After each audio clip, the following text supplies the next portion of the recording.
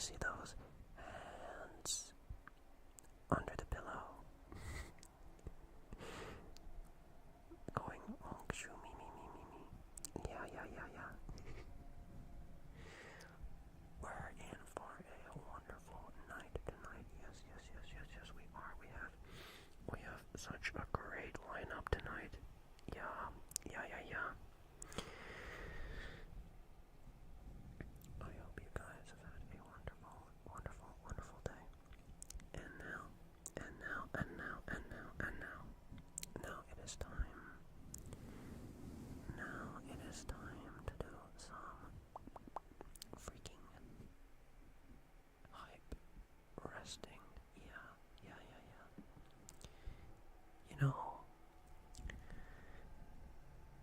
You know what the most hype thing ever is?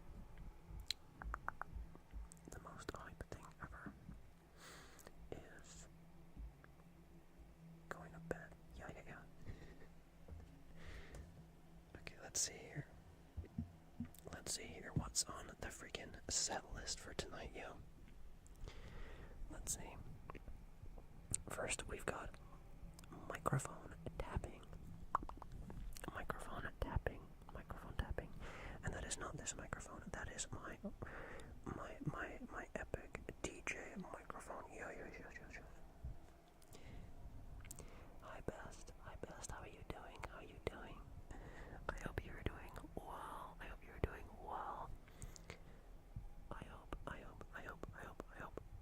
have had a wonderful day. Yeah.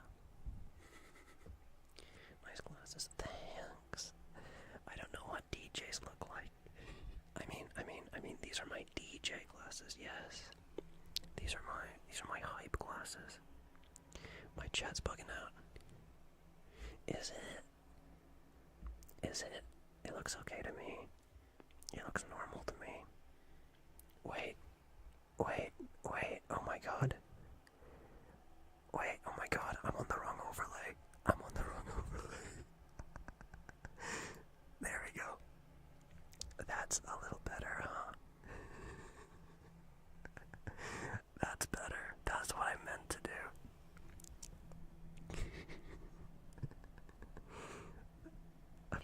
I'm sorry about that. Okay.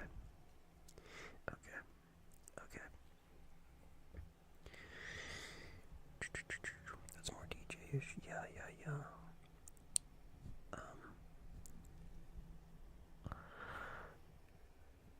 Let me hear you snooze. Yeah. What do DJs say? Do they say? Let me see your hands in the air. Yeah. Okay. You guys, do you want to hear some beats? You want to hear some sleepy beats? I'm gonna fall asleep way too quick. That's okay. I'm trying out a new audio setup. I hope it's okay. I hope it's not too strange. There was some strange artifacts earlier, but I think I've mostly fixed them. Anyway.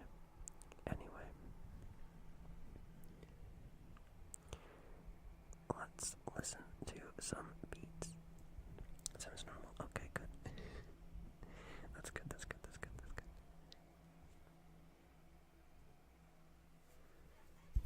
Oh my god. I forgot to close the window.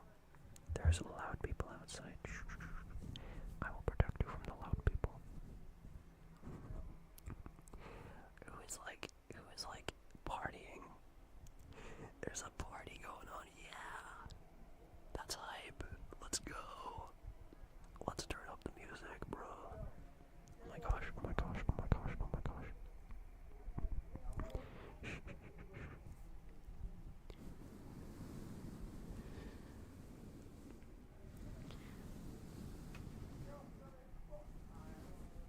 I'm actually gonna have to close the window.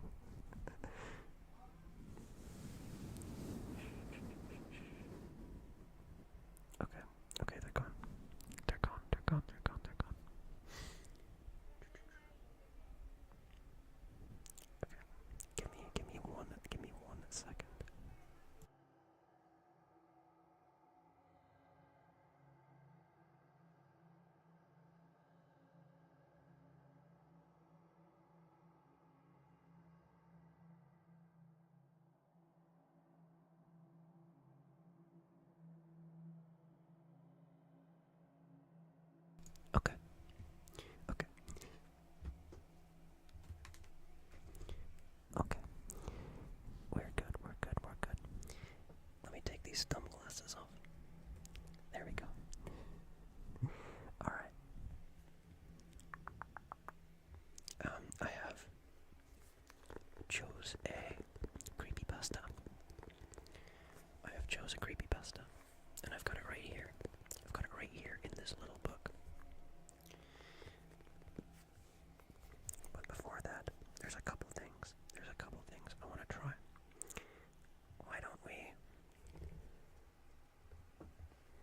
Why don't we listen to some beats, shall we?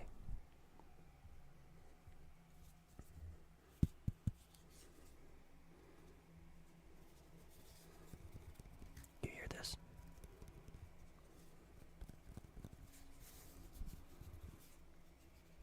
I have another one. These are my beats. These are my beats. These are my beats. What's he gonna put on now? Some Eurofunk? I don't know what you're talking about. This is a beat right here. This is a beat right here. You can hear it. I can probably cut it actually.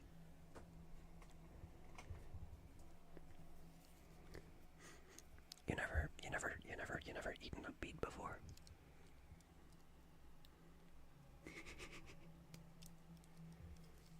This is what my beats sound like.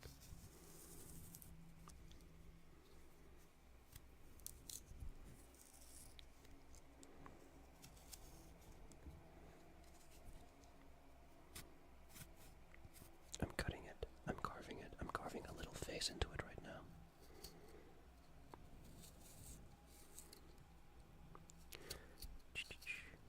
Let's give this beat some life. Actually don't know what that is.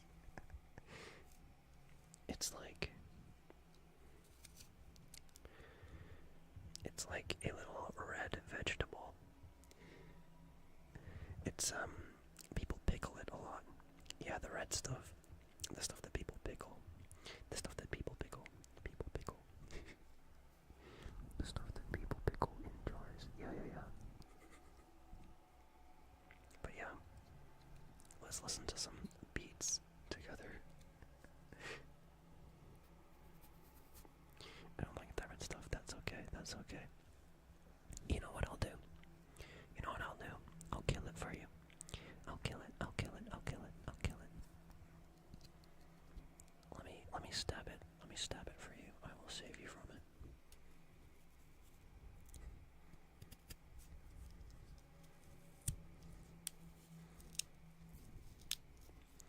Yeah, there we go. There we go. Just peel its flesh off. There we go. Insert the knife. Twist it. There we go.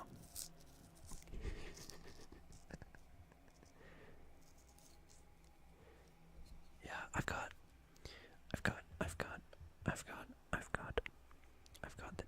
this other little bead here. You can hear it, yeah. There's two. This one that I have here, it's a smaller one. I think maybe this is the son, and this one's the father. So I can put little beat right here on front.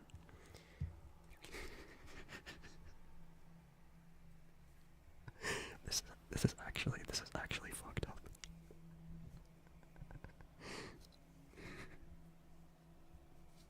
Oh my gosh, okay. I feel bad now. I feel bad. I genuinely, I don't want to do this anymore. This actually feels bad now.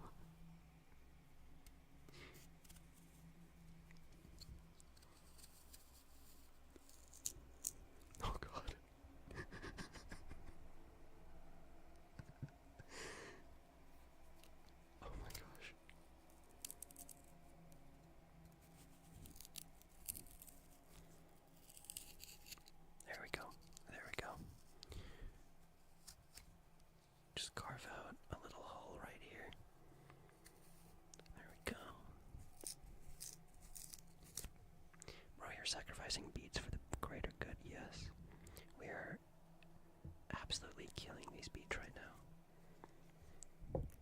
Absolutely.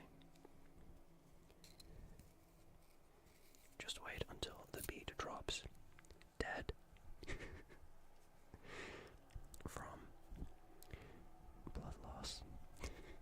Oh Christ, I'm so sorry, I'm so sorry. I'm sorry about that, I'm sorry about that. Okay. And then we can insert the blade into the hole we just created. There we go. Just get right to the center. Right to the center of the beat. Right to the heart of the beat. There we go.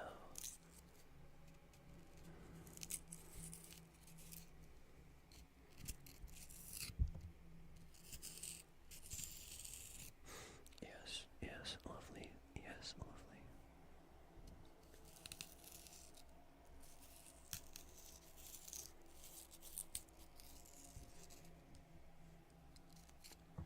Okay. Okay. Okay. Then cook the skinned beet alive and sell it. Oh gosh. There we go. Now we have a lovely incision.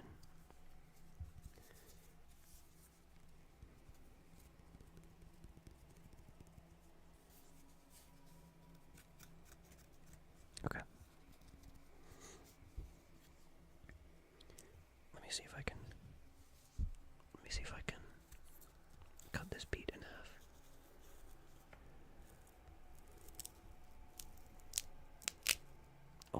Oh, that's a good sound. That might be too loud though. I don't know.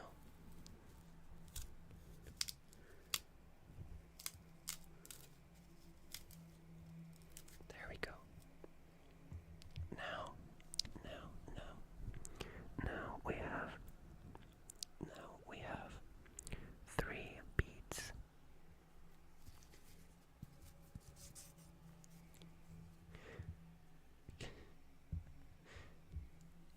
Okay. And this is the littler one. He gets to live. He gets to live to tell the tale. Yeah. He gets to live to tell the tale.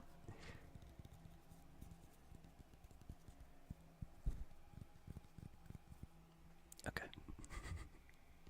I'll put him down. The samples are prepared. Evil scientist noises.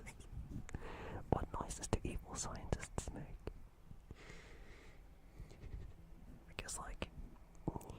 Yeah. I can't do an evil laugh. I can't whisper an evil laugh. That doesn't make any sense. Oh gosh, I actually can't. Try whispering an evil laugh. It doesn't work. It doesn't work. Evil laughs have to be loud, I think. Okay.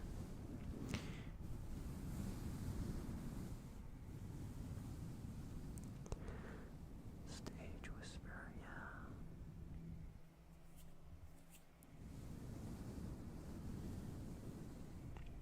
Okay.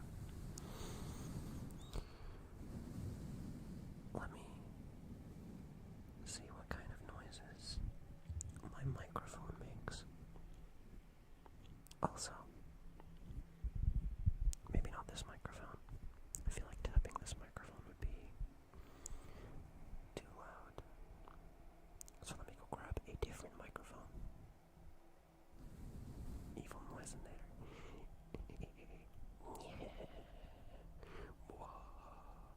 The sound of a potion. The sound of an evil potion.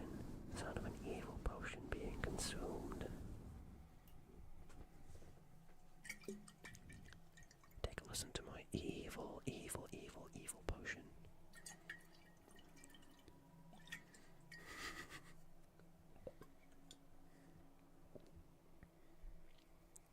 You drink the evil potion to get more evil and create some absolutely immoral beats. Okay, that's enough experimenting with beats, I think. Let me try a piece of beat. One of these little...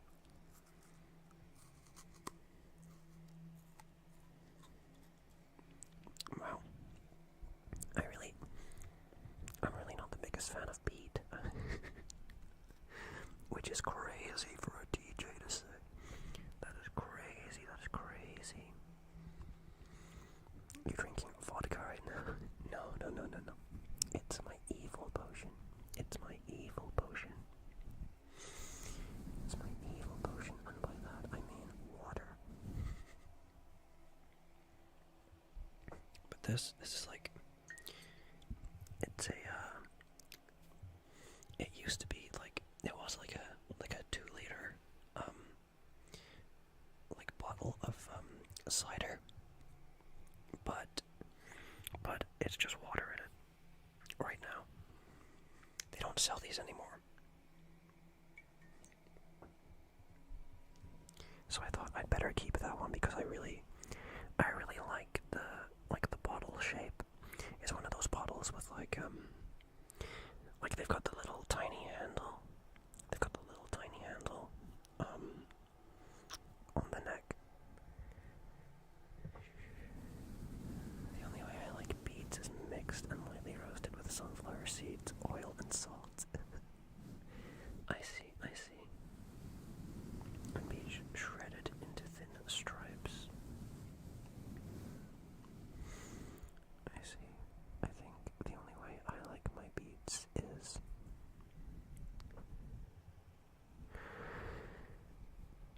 like with a lot of bass. A lot of bass and trap remix drums. Yes. That's how I like my beats. I like my beats hard and pounding. Okay.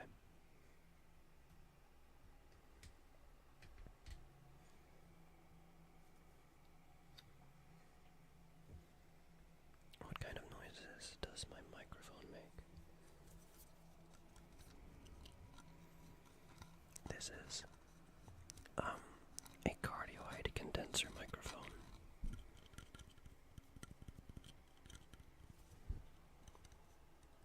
From SE Electronics. Filthy bassline and some peaking treble. Yes. I love it when the bass is like sploinky. I don't know good describing words for music, but like, I love it when the bass is like sploinky and bouncy.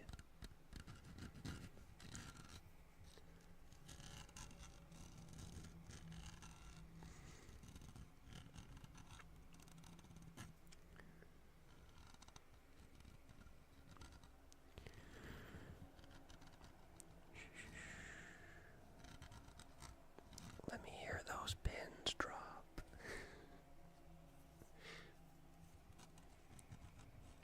Let me hear those pins drop. Let me hear those pins drop. Let me hear those pins drop. Yeah.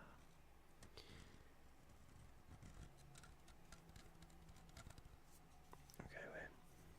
That's tapping on the actual like microphone part of the microphone. Oh my god. I just inhaled like a piece of beet into my lung. Literally breathing a beet. Oh my gosh.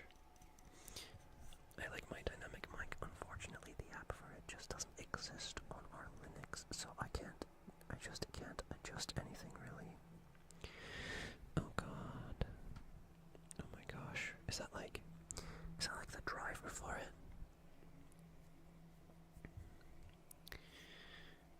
That's unfortunate. That is very unfortunate.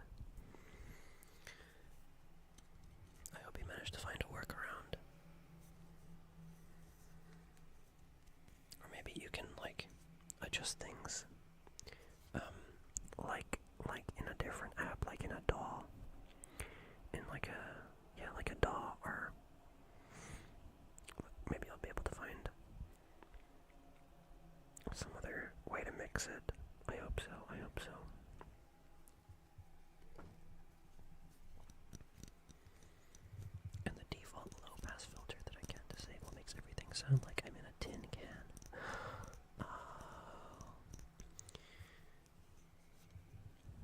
Yeah, that's really annoying. That is really annoying. That is really annoying.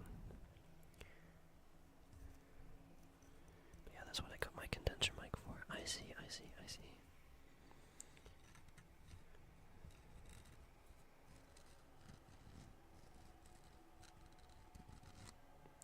This microphone has a switch as well. In fact, it has two switches. One of them turns on a low pass filter. No. Is it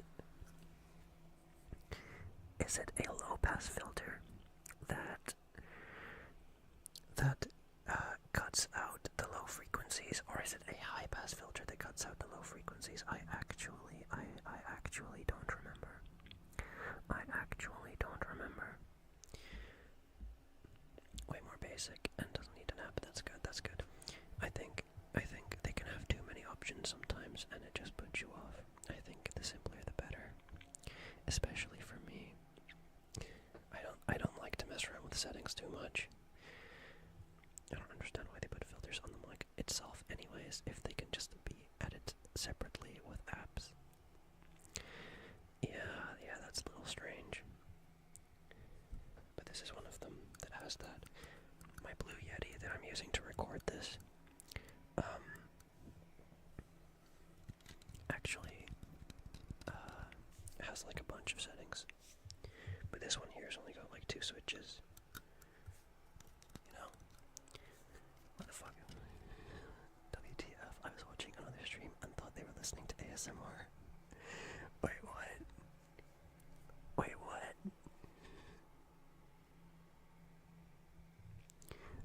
What do you mean?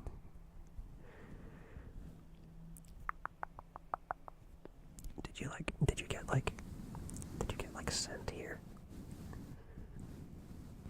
How did you get here? Wait, it was just the test stream open one now. Oh, okay, I see. Oh, I understand what you mean. You thought they were like streaming with like ASMR in the background. But really it was just you all along. It was just you all along. I see.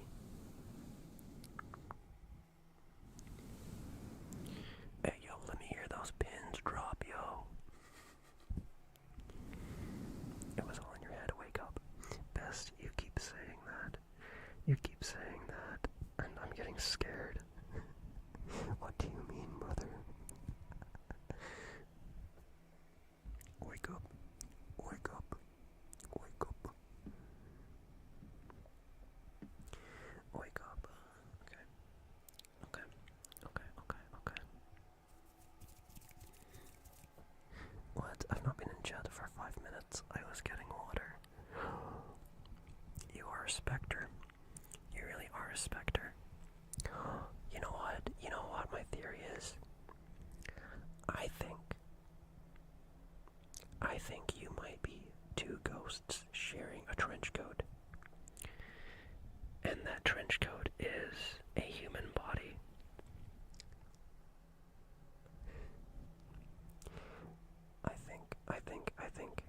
I think you are two ghosts that keep fighting for control over the one body. And when you say wake up, that's like them switching. Yeah, that is my headcanon.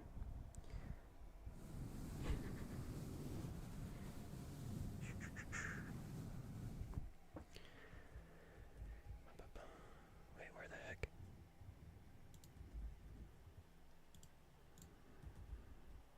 There we go. Wonderful, wonderful. But I hope you have water.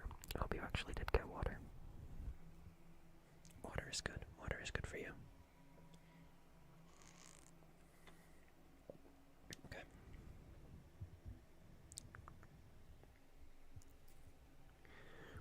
POV.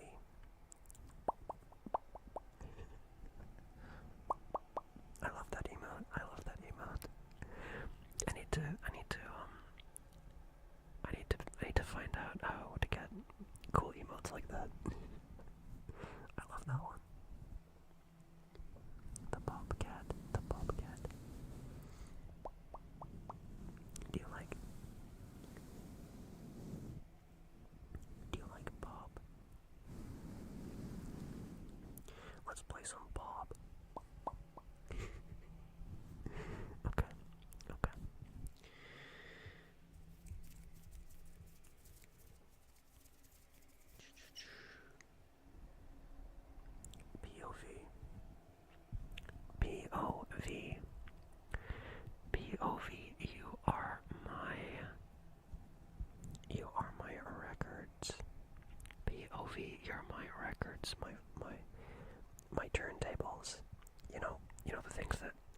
DJ Scratch. POV, you're one of those.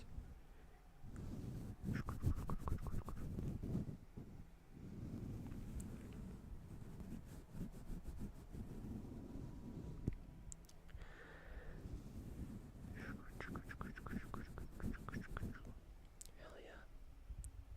Oh wow, the turntable. Is it a turntable? Is that what they call them? I think that's what they're called, right? Turntables.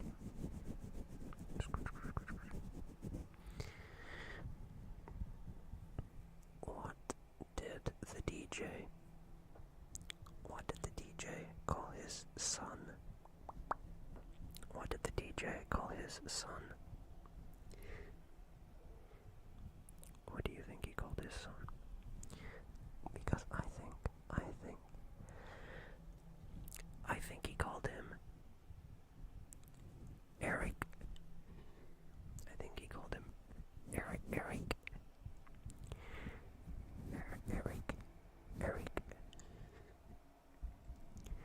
He called him Eric.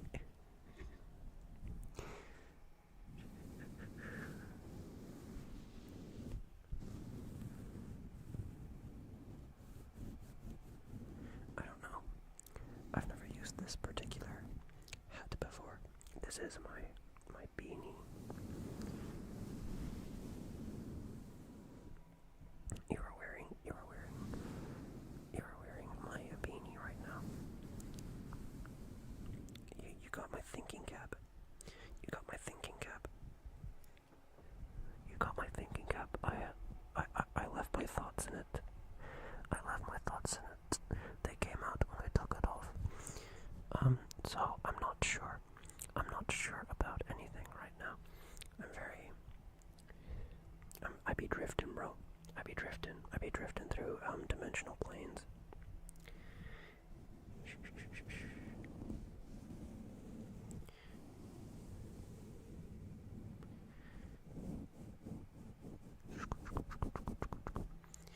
I like your subconscious. I'm glad.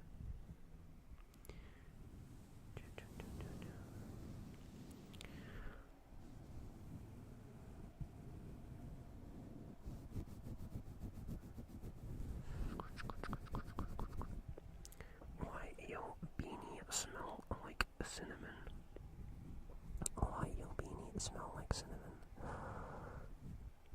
It does kind of smell like cinnamon a little bit, actually. I don't know, I think maybe I was thinking about cinnamon earlier, and it came through. It came out of my skull. I was thinking about it so hard, and it came out my skull. I don't remember why I was thinking about cinnamon. I think I was thinking about, like chai tea. You know, chai tea. Like the Indian tea. Although I think the guy from Spider-Man, that new Spider-Man movie, I think he would make fun of me for calling it chai tea because it's actually just chai. It's actually just chai.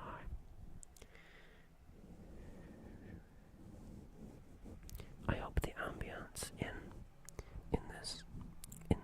this nightclub isn't too eerie. It sounds strange when everybody is sleeping. It sounds strange when everybody is asleep.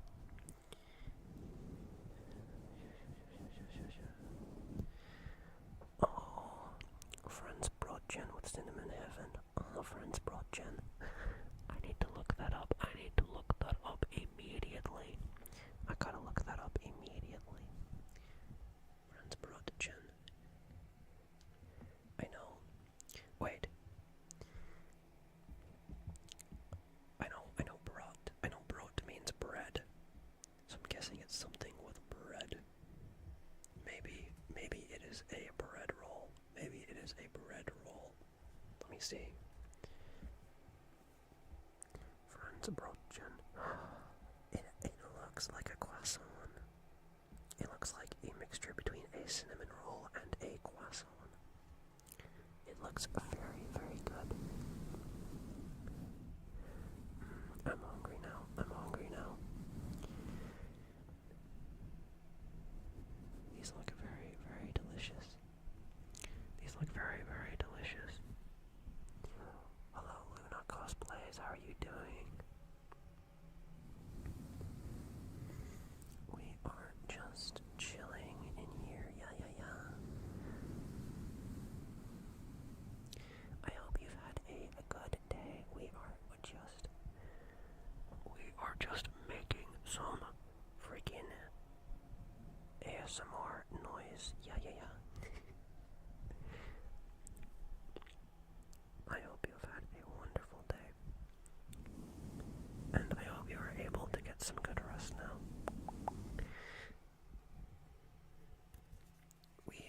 We listened to some beats earlier. And then we killed the beats. We killed the beats good. Dropping some beats till they're dead, yeah.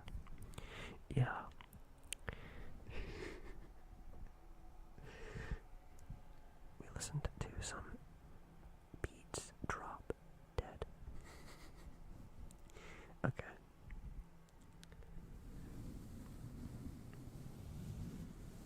And then I did some tapping on my microphone. Let's see.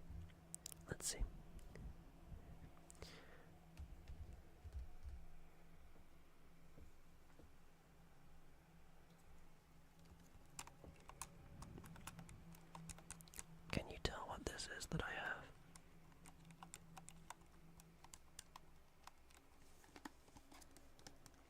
It is music themed.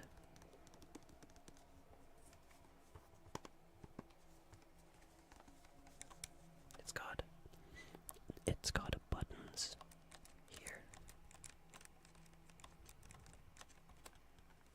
And it has a leather case.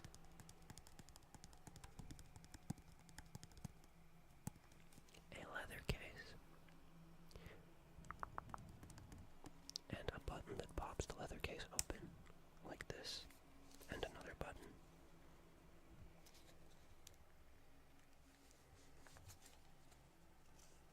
I can't get the other button undone. There we go.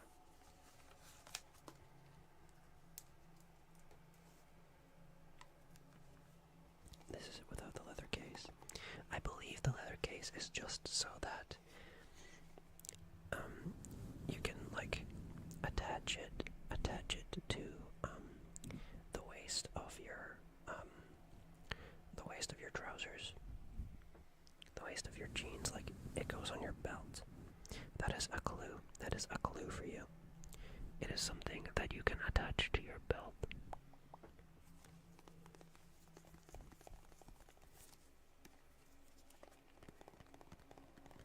By the way, if you are tired, if you are sleepy, that is something that I want to make clear.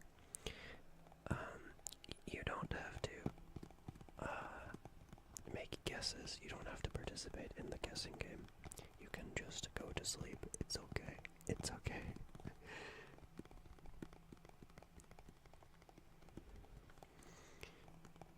But let me give another clue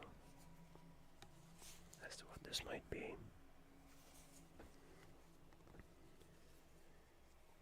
It can be opened. That is the sound of the lid opening. And inside, there's a space. There's a space where we can put something. Let me go set this down just over here. And let me grab the thing that I can put inside it.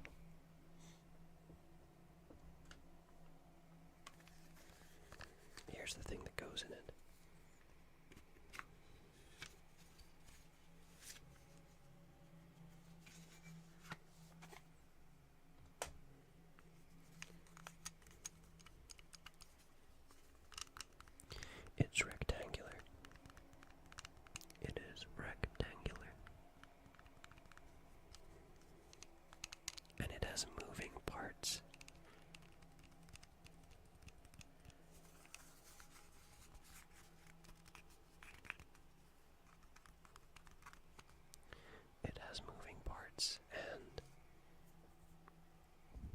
has a title on it.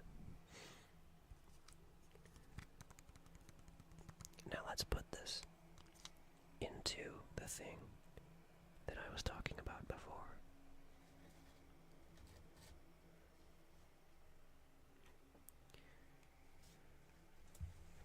ASMR might be the only stream category where it's not ruder to fall asleep. Yeah, exactly.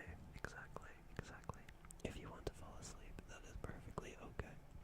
That is perfectly okay. In fact, that is what this is for. That's, when I listen to ASMR, like, the only time I listen to it is when I want to fall asleep. Must stay awake now. I'm gonna try and make you fall asleep. Yeah. Oops. Sorry. That was a little loud. Things with moving parts can be unpredictable sometimes. Let me put this inside the original thing.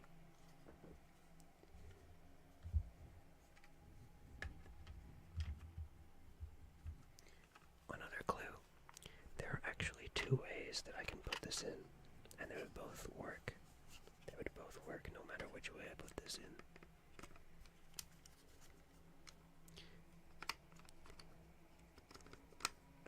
Actually, I don't know how this goes in. Oh, okay, I got it.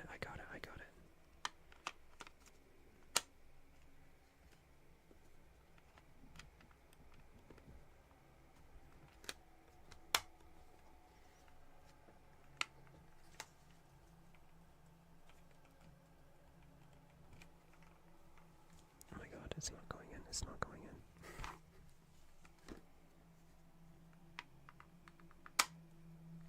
There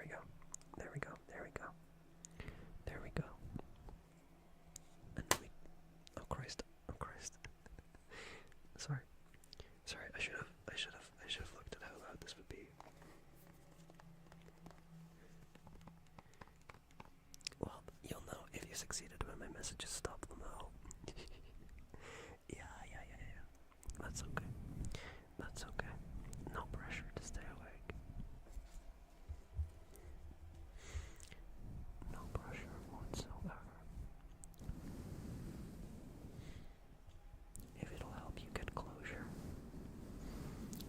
I'll reveal what this object is. It has a play button on it. Let's see if that does anything. You can hear it going, but you can't hear any music. That's because it needs headphones or a jack to plug it into a stereo. Hey, you got it. It is a cassette player. It is a very old cassette player from like the 80s. I think it's my uncle's. I like the sound that the buttons make.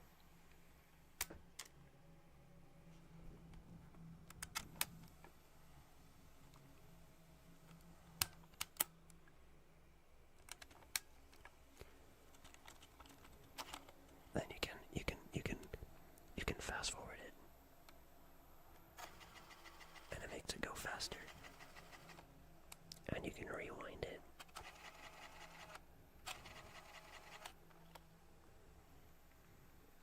And then you can eject it.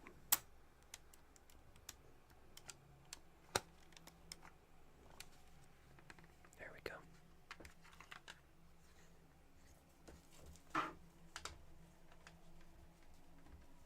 I'll set that down over there. I've got one too, but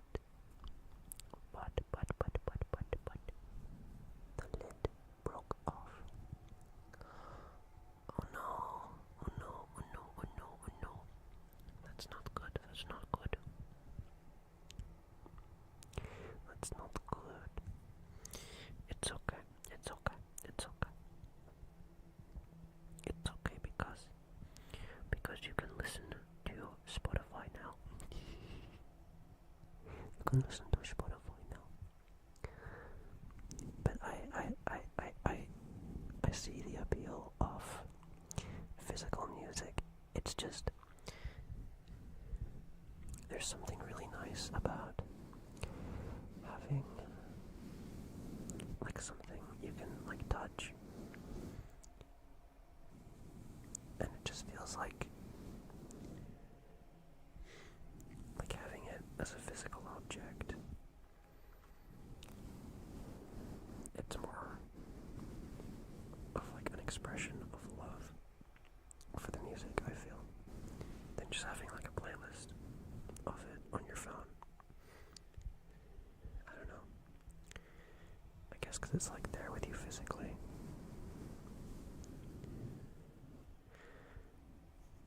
I even have an old vinyl player from the old and thick vinyls they used that has to be powered by winding up a spring. Winding up a spring with a handle. Oh my god. Honestly, I didn't even know those existed. Wait, are you talking about... Is it like a gramophone? Is it like a does it have like a big brass speaker? Is it one of those things? That is one thing that I don't have, is a vinyl player. I have a tape player, and I have a CD player, but I don't have a vinyl player.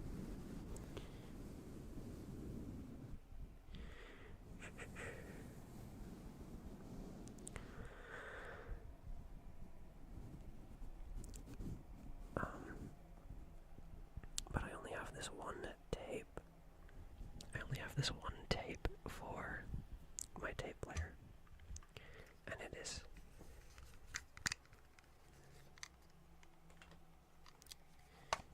a tape of organ music. It says Great Organ Classics, and it's just church organ music. And I got it from a little shop in Edinburgh that was just, all it was like, it was just a room, and it was like this one guy that was selling like his whole collection of music memorabilia and music stuff. Like he had guitars, he had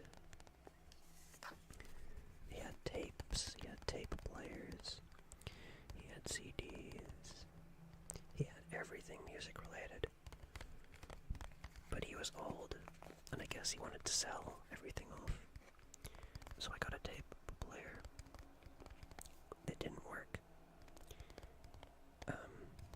And I got a tape of organ music, and it's actually really good. Side A is Wedding Favorites, and side B is called Cathedral Spires. I prefer side A.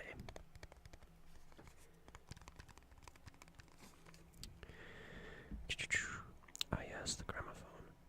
But it was a compact version where the brass thing is kinda built in. So no big thingamabob. No big thingamabob. Thingamabob. Okay. I understand. But it is still very cool. Yeah, of course. I don't know. They are very cool.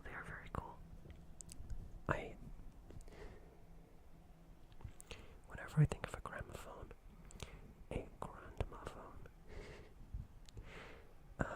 I always think of that scene from the live-action Scooby-Doo movie, when they're in like the old man's like evil mansion. They're in the old man's evil mansion, and they play the gramophone, and it's like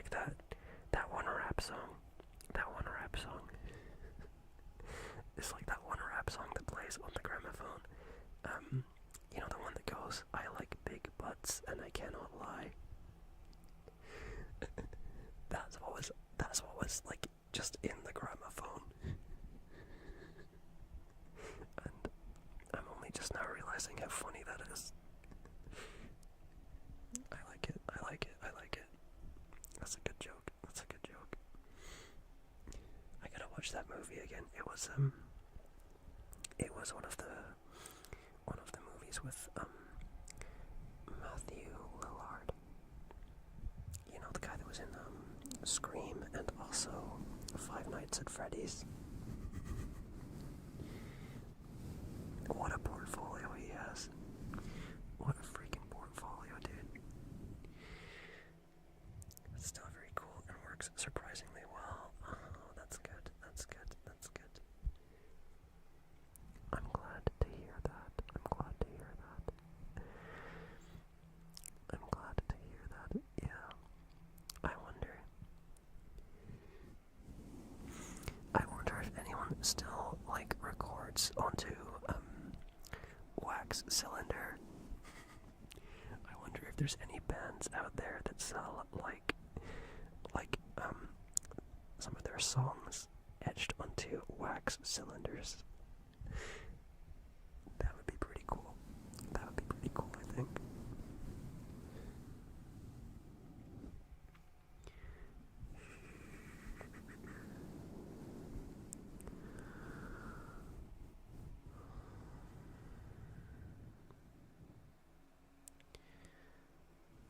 Okay.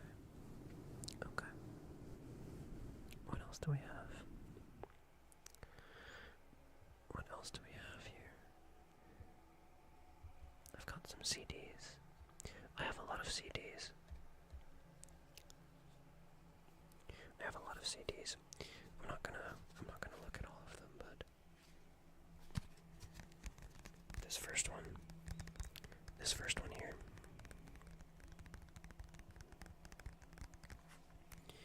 This first one has, as you can hear, a cardboard sleeve with a graphic on it.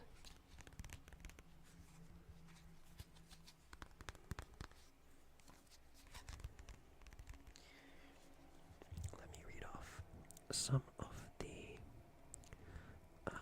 tracks on it and see if anyone recognizes the album from the tracks.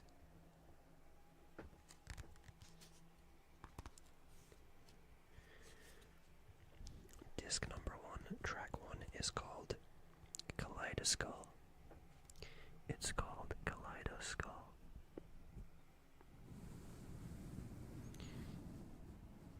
Track number 2. Oh wait. Wait, what? Wait a second. Wait 1 second.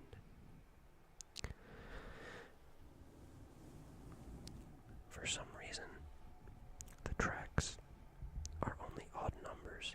Like it goes 1, 3, 5, 7. That is strange.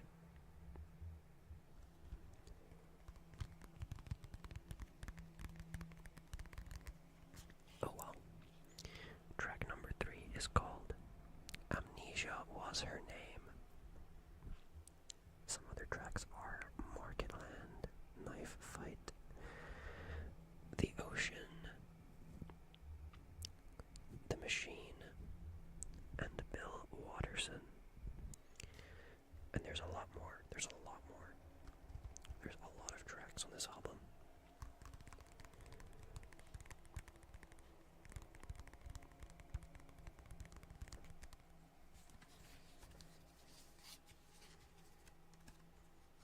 Let's open it up.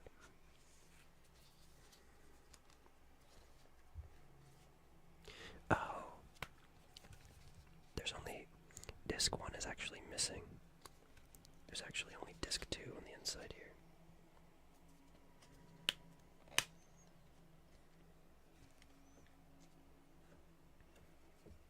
I say missing, I don't really mean that. Oops, sorry. I nicked you with the CD. My apologies. Let me smooth that out for you. Let me smooth that out. It's okay. I'm sorry. I didn't mean to so much blood. There's so much blood. Can you stop bleeding? Can you stop bleeding? Okay, thank you, thank you, thank you, thank you. I'm sorry, I'm sorry, I'm sorry, I'm sorry. I'm sorry, I'm sorry. Anyway. This album is View Monster by Lemon Demon. And this is the CD. This is the CD from inside. Like the actual, like the disc, I mean. I don't want to tap on the shiny side because that, I don't want to get my fingerprints all over it. But this is the CD.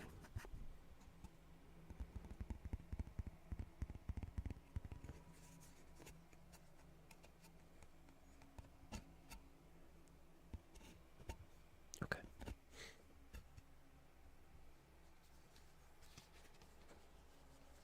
Let me put that back. Let me put it back. Let me put it back.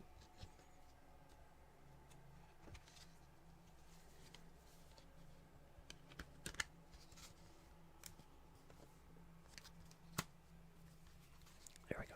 All wrapped up.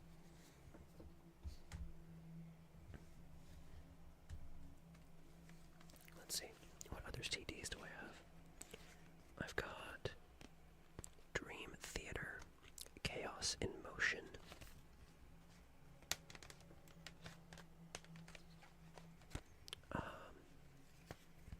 I got Ghost. What album is this again? I forget which one this is. Oh wait, this is the newer one. Or one of the newer ones. This is, oops.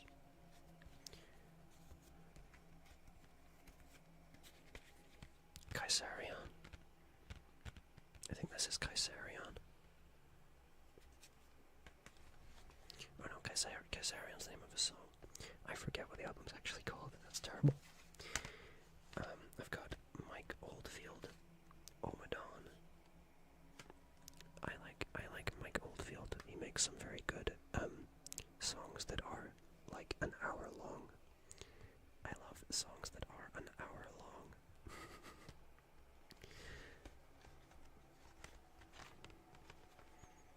And I've got, oh, this is a good one. This is a good one. This is one of my favorite albums.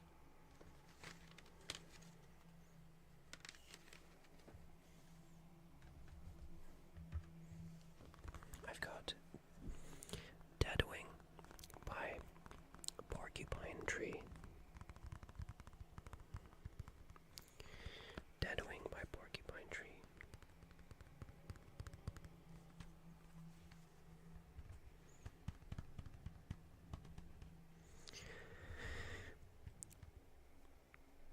Let's see. Is the disc still in here?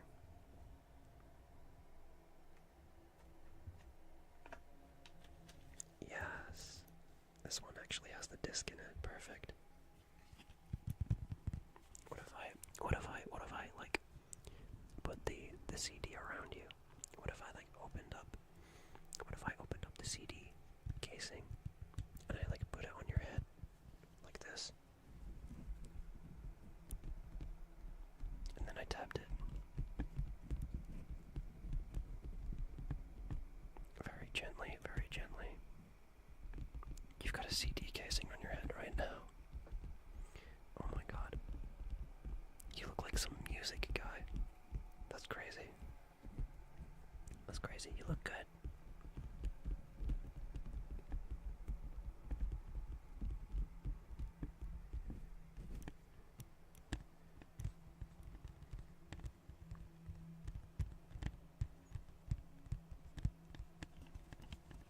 Do you hear the CD?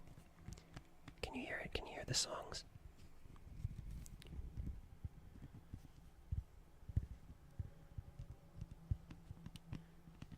If you put your ear like right up, to the disc like this, if you like press your ear like right up to the disc like this, I'm pressing the disc against your other ear. Right now, can you hear the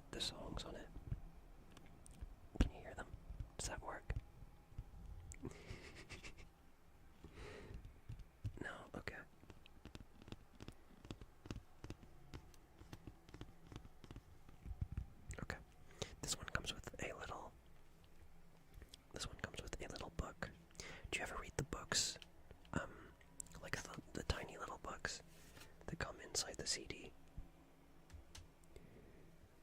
They come inside the CD case. I've never read this. I didn't even know this one had one of these little books. But I do usually read these. A lot of the times they're just like art books. Or like little books with pictures in them. But let's see. This one has like a unique texture. It's like matte and cardboardy, as opposed to the usual like glossy ones. Usually they're glossy. I don't know why that is. I guess because glossy is just like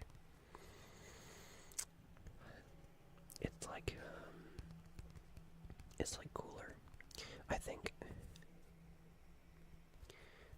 glossy textured paper, I think it makes like colors a lot darker and more vibrant, so maybe that's why a lot of these art books are glossy. But I actually really like matte prints. I love matte prints. I don't know. Let's see what's inside here.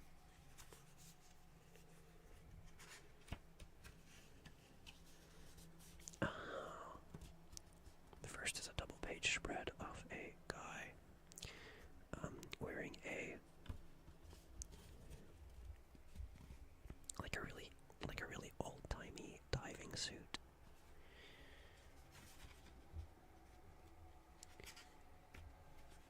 Which actually, that reminds me of like the diving monster from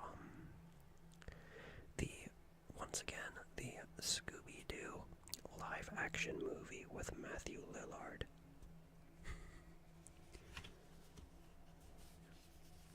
I wonder if the dog that played Scooby-Doo is still alive. I wonder if the dog that played Scooby-Doo in Scooby-Doo, the live-action movie with Matthew Lillard, is still alive. I hope so. I hope so. I hope they're doing well. I hope they have lots of treats. I hope they're getting lots of treats. Lots of treats and lots of head pats. Hello, Raposo. Hi. How are you doing? How are you doing? I hope you are doing well.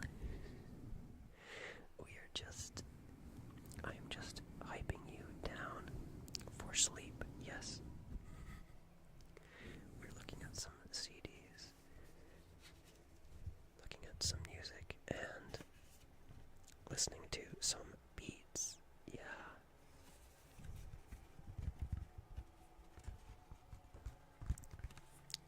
Oh my god, my glasses. My sunglasses tend to slip off my face when I go like this. I'm not that good. My fan just broke. Oh no. Oh no. Oh no. I'm sorry to hear that. I'm sorry to hear that. I've been desperately trying to get my fans to be quieter. Especially for these streams. They are very, very annoying. But oh, I thought you meant your laptop fan. For some reason I thought you meant your laptop fan, your actual fan. Oh gosh, oh gosh, oh gosh, oh gosh. Oh gosh, you are melting. You are melting. I'm hot and sexy. Oh my gosh. Oh here. Let me help you cool down. Let me help you cool down. Maybe then you'll be able to get some sleep, some rest. Yeah.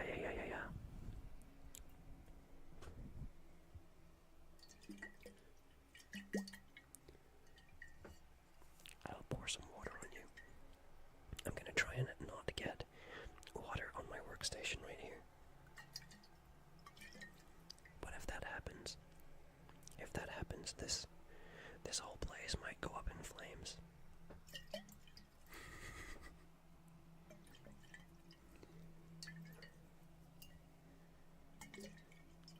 I love that emote, by the way. This is fine emote. Okay.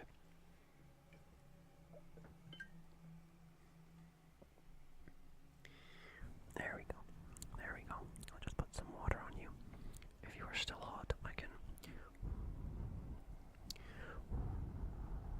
There, I can be your fan. The laptop fan, no, but the charger burned and I buy a new one. Oh, okay. Okay. I hope this charger doesn't burn. I hope this charger doesn't burn. I lost my charger for my old laptop, and I've just been kind of using I had to use like a phone charger for it, but it wouldn't charge it fast enough. So I had to leave it to charge for 8 hours, and then I got maybe 30 minutes of power out of it, which was just long enough to transfer all my data onto my new laptop. And I actually lost my laptop, my old one, in the town, uptown. So I'm lucky that I even found it again. It was a stranger that actually found it, and they were able to because my email appeared when they loaded up the screen, so they emailed me. They were like, "Hey, I found your laptop. I found your laptop, just alone on the streets of Edinburgh. You wanna come get it?" And that guy was really chill. And with that amount of money, my laptop is a gamer one. It just runs on original things. Okay. So I went to buy an Acer charger from the store. I see. So did you build your own laptop? Did you build it from scratch? I don't know how people do that. That is something that requires too much brain power. That is quite impressive, I think. That is quite impressive.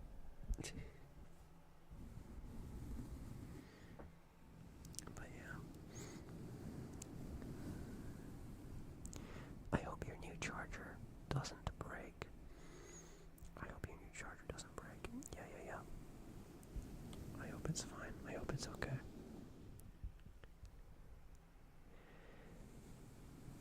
Yeah.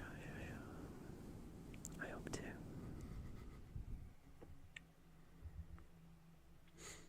Yeah. Okay. Let's check out one more CD. And then I might read a creepypasta story. I know it's not really on theme. Actually, I've got a few more thematic things to do first.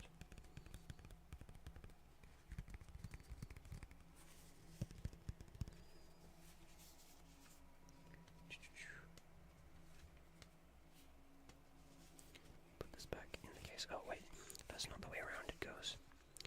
It's supposed to go back like this. There we go.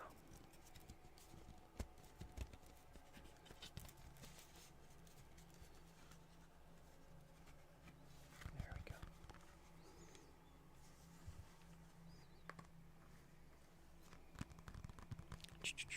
Show us a real show.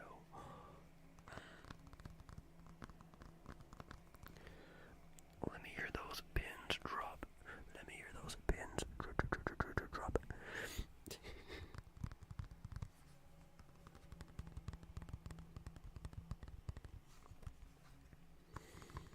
Let me see those hands on those pillows. Yeah. We're snoozing tonight, lads.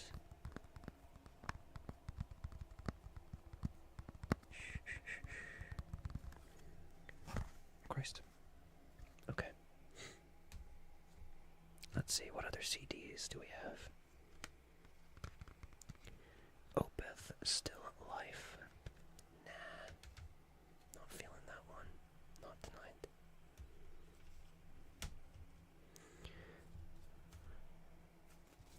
What do we have here?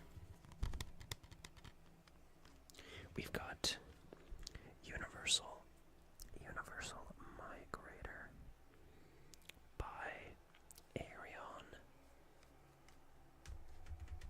That's very prog.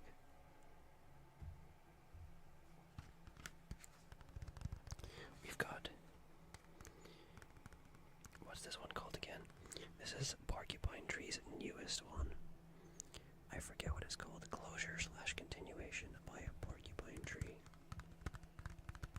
And if everything runs okay, I will do a job interview. Day 29, and hopefully find a job. I'm glad to hear that. I'm glad to hear that, Raposo. Good luck with your job interview. I hope it goes well. I hope it goes well. I hope they hire you. They better hire you. I'm sure they will. I'm sure you will. I'm sure you will do very well. And if not, it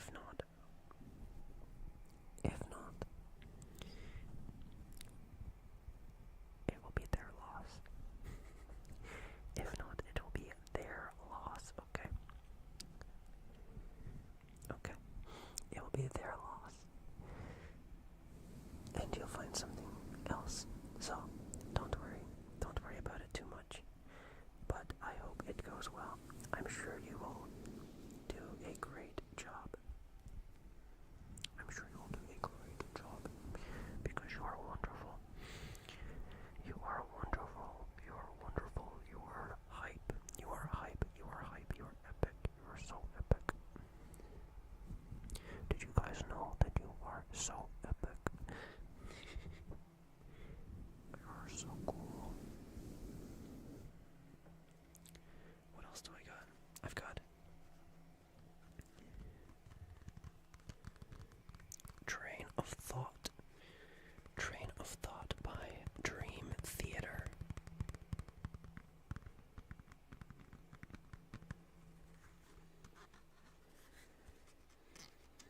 I like the texture, like on the edge of the CD cases. You know, like how CD cases have like a texture along the top and the bottom. What is that texture for? Like, why do they have that? But that's what this is. That's what this sound is right here.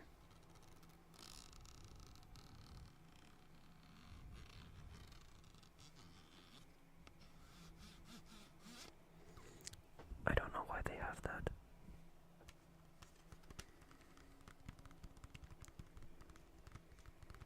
This is Train of Thought by Dream Theater. I feel like this is one of their heavier albums. I think this is one of their heavier albums.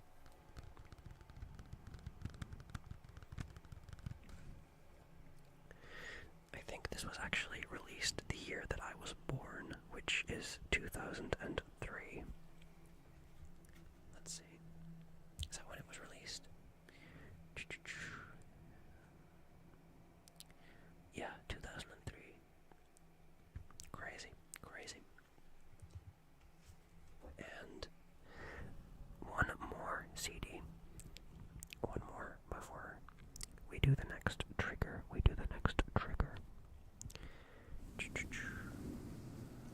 The CD has your age. It was released the year that I was born. So the album is as old as I am. The album is as old as I am, which it was released in 2003. So you do the math.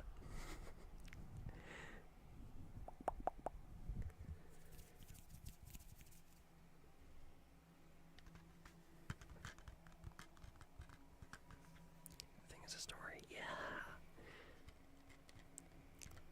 It does. I love albums that actually have a story in them, like concept albums, you know? I love things like that. They're basically like little musicals.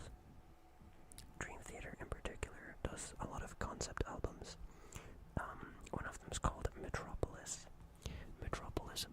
2. It's very good. It's very good. Anyway, this last album is called Anima,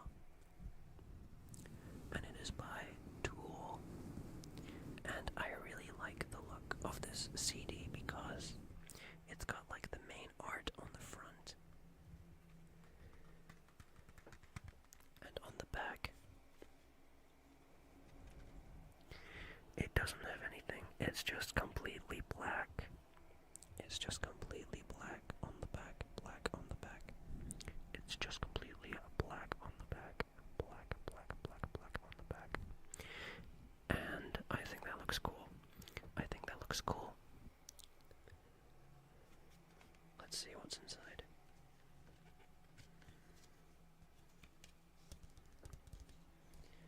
On the inside is a picture of a guy. Oh, wait. It's a picture. It's a picture of Bill Hicks. It's a picture of Bill Hicks. Yeah, okay. This one actually does have a story. Oh, shrimp check. Shrimp check. Okay. Everyone gotta stretch.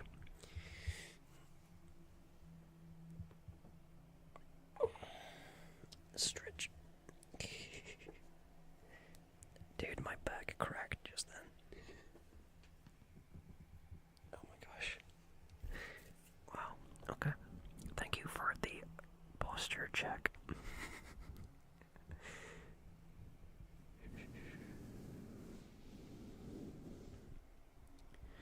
I hope you are not sitting as shrimped up as I am. I hope you're not sitting as shrimped up as I am. It is bad for your back. It is not good for your back. Okay. But yeah. This has a picture of Bill Hicks in it. And Bill Hicks was a comedian and I think a political commentator that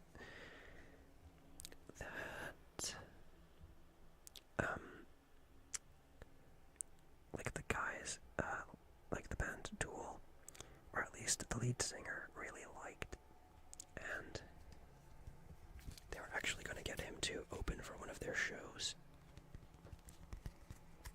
which would have been crazy. Like a comedian opening for a band. That'd be pretty cool, I think. But unfortunately, before they could ask him to do that, he died, which is unfortunate, which is pretty sad. So, I guess they have his picture in the CD to pay tribute to him. And that's pretty cool.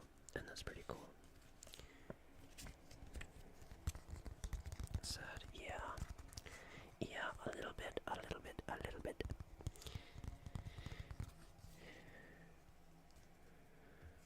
But that is the album. That is Anima. That is Anima by the band Tool. I tried to stretch and my bed cracked. Oh gosh. Oh my gosh.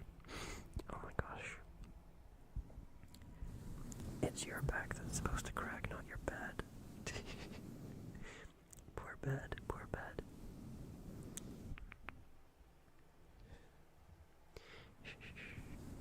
I think it's a homage. Yeah, I think so. I think so too.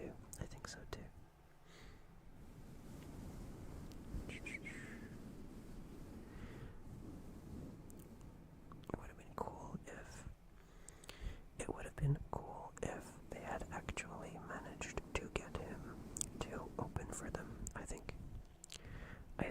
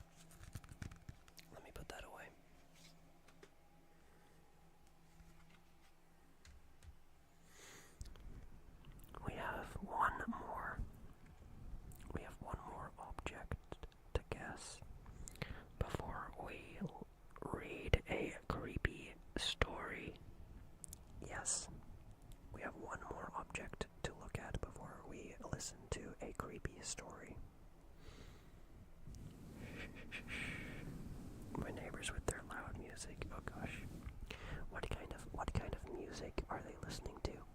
What kind of music? What kind of music are they listening to? Are they listening to neighbor music? Music created by neighbors for neighbors? I guess not, because then it wouldn't be so annoying to you. Yeah. Probably funk. Oh gosh. At least they are not playing the bagpipes. At least they are not playing the bagpipes.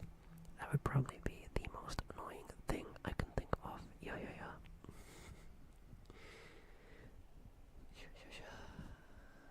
Okay. It's not good for me. Oh dear. Maybe. I have these beats here. Do you know the vegetable called a beet? The red beet vegetable. That's what this is. So maybe if I put some of these beats in your ears, then maybe it will drown out the funk.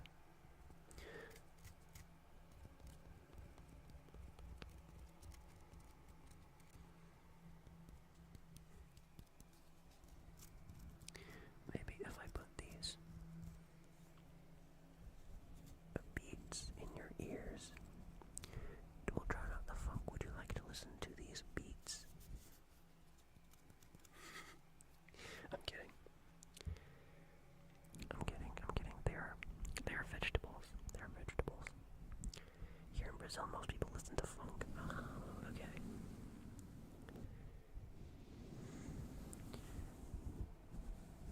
I don't really listen to funk, but I do like the instrumental Chameleon. I do like the song Chameleon by Herbie Hancock, who was a musician that used to make jazz funk, I think was the genre that he used to make. Jazz funk, yeah. But I think Chameleon and the song Sly,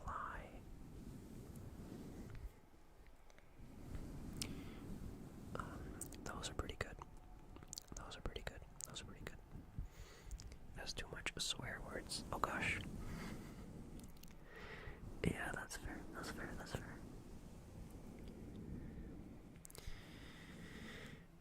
Okay. My desk is getting a little cluttered.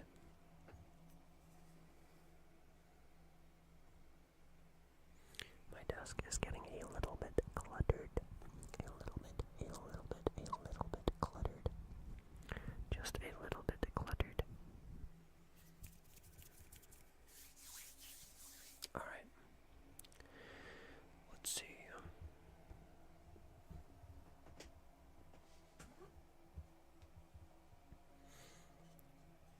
Let's see if you can guess what this object is that I'm holding.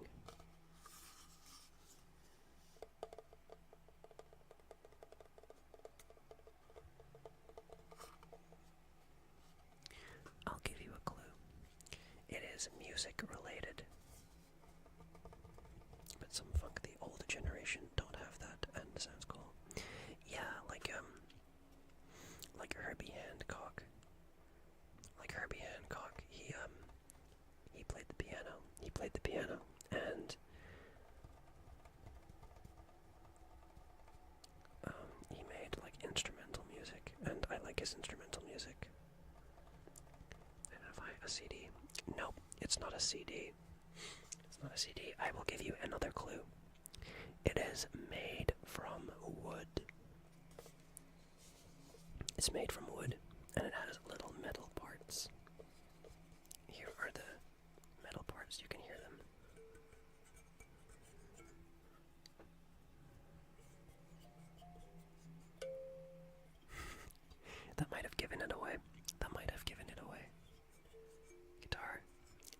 It's not a guitar. I do have a guitar in the room, but that is not what I'm holding. It is a lot smaller. It is a lot smaller than a guitar. It is a lot smaller than a guitar.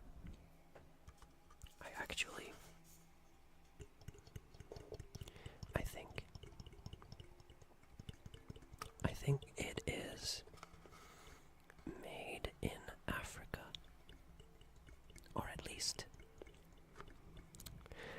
I think that it was invented in Africa. I don't know. Okay. I will tell you.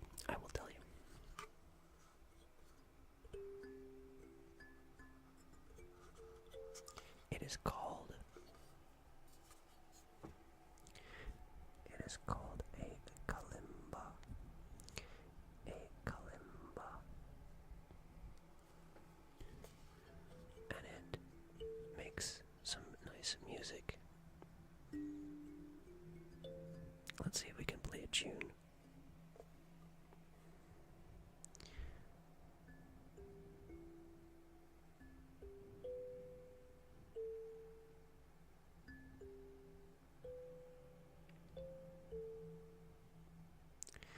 Sorry, I'm breathing into the microphone. I didn't realize.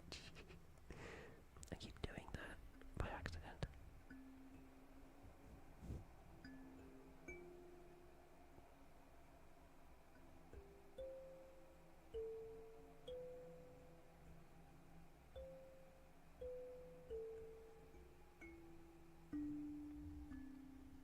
Yeah, a kalimba. A kalimba.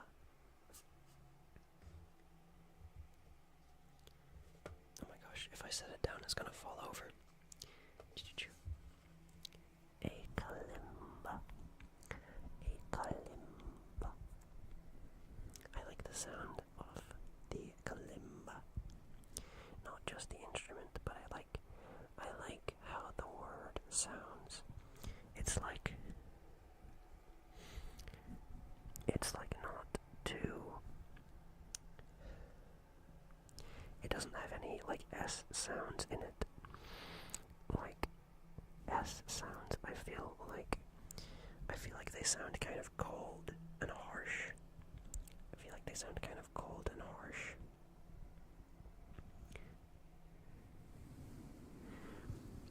But the word kalimba, it doesn't sound harsh in any way. And it also doesn't have that much percussiveness. It's kind of just smooth, like a bed. It's like a bed. The word kalimba. And there's a detective on the television called Columbo. I wonder if Columbo has ever played a kalimba.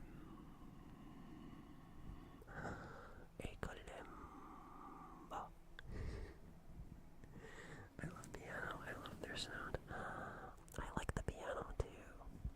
The piano's really cool. I think the piano is probably... I can't decide if I like the piano or the guitar better. I think piano might be my favorite instrument. Although I've never owned a real piano. Although I would like to. I would like to one day own a real piano. That'd be pretty cool. I'm learning how to play the piano. That's amazing. That is amazing. I'm glad. It's good. It's good to learn an instrument, I think.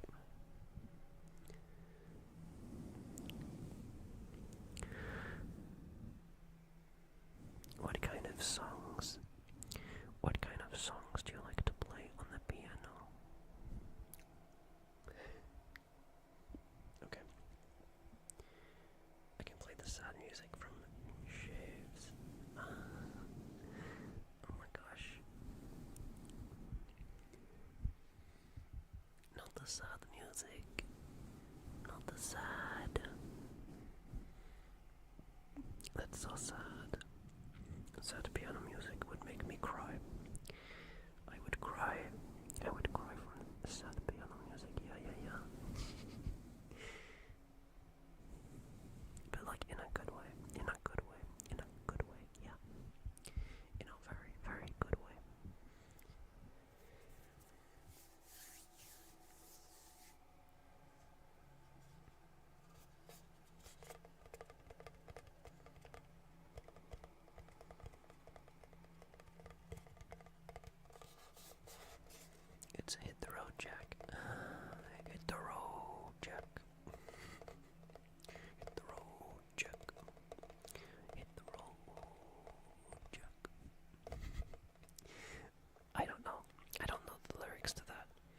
just know, hit the road, Jack, because my grandmother always says it.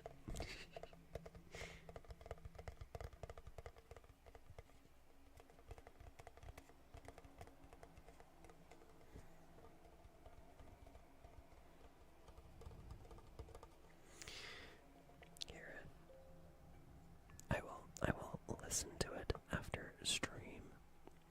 I will listen to it after stream. Yeah.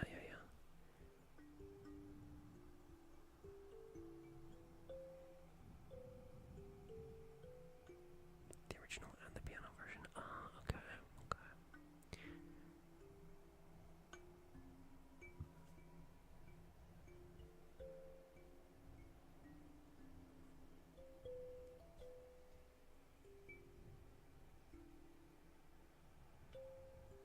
The kalimba. I will listen to the piano version after stream. I don't want to listen to it on the stream in case anyone's actually trying to sleep, you know. But I promise you, I will listen to it after stream. Yeah.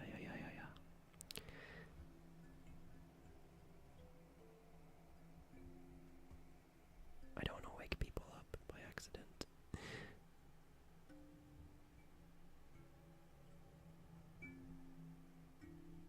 I understand that. Okay. That's fair. Yeah, I'm sorry.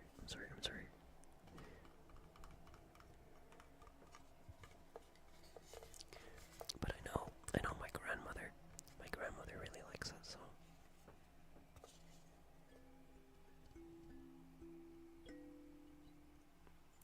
I don't know any songs on the kalimba.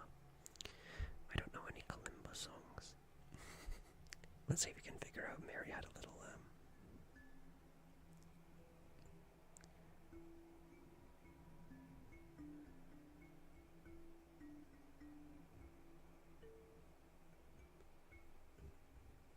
There we go. I figured it out.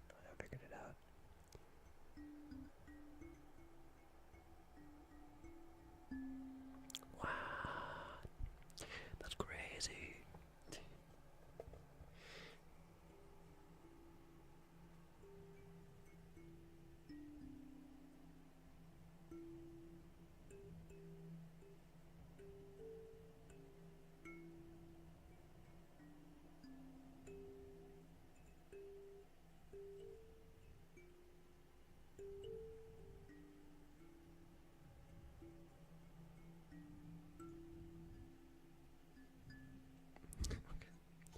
It can go pretty high.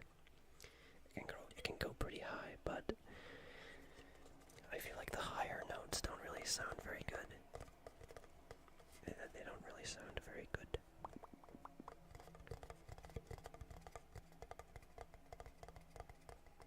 She has a good taste for music. Yeah. She does. And she likes the song Somewhere Over the Rainbow. But I mean, everyone likes that song, right? You know, the version of it by the Hawaiian man with the ukulele. I love that version. It's got to be the best version for sure.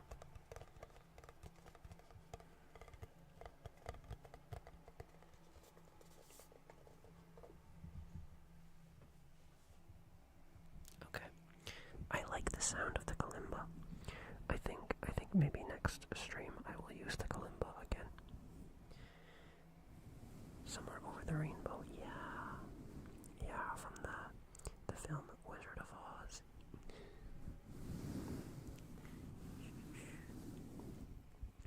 POV, you are my DJ record discs.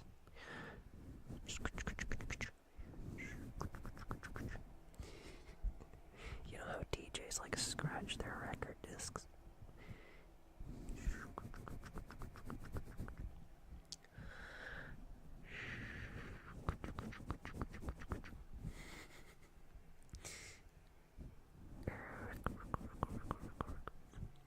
Okay. glasses.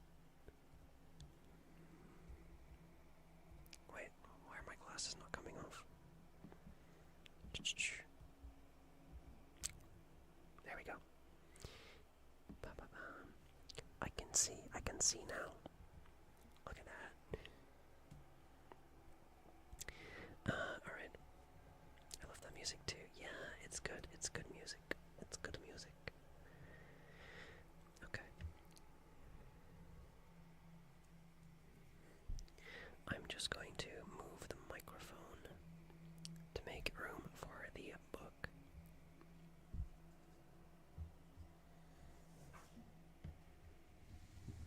There we go. I hope. Oh gosh. Sorry about that.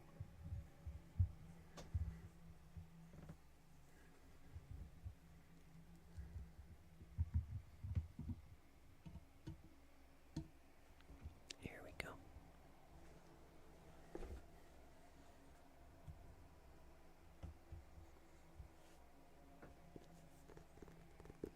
Here is the book that we are going to read. And it is called, I've picked out an actual creepy one today, I think. An actual good one.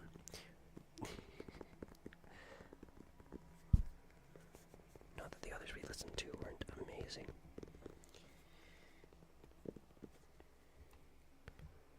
This story is called, let me find it. It is called There's Drumming in the Clouds. And it is apparently 27 minutes long, which means it's about an hour long. Excuse me. Hi, chickies. How are you doing? I hope you are doing well. We were just doing some DJing. We're just doing some ASMR DJ. Hyping you down to sleep. Yeah. And we just got done DJing, and I was about to read a scary story, a creepy story. I'm good, just chilling out. Thanks, how are you? I'm doing good. I'm glad to hear you are chilling. That is amazing. I hope you have had a good day. I hope you have had a wonderful, wonderful day. Hey, yo, let me hear those pins drop, yo. Okay. Sorry. I was wearing DJ glasses.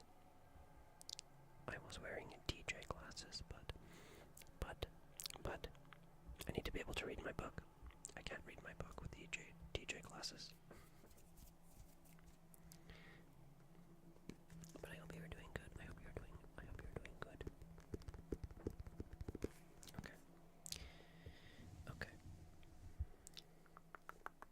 Okay. This story is called There's Drumming in the Clouds. And it is by... Who's it by? It is written by a creepypasta.com user called Pitiful Screams 97. Intriguing name. Okay. Let's see. Gosh, there's pieces of vegetable all over my desk. Because we were listening to some beats earlier. Like the vegetable. Okay. Phase 1. The arrival. Let me grab some water before we start, actually.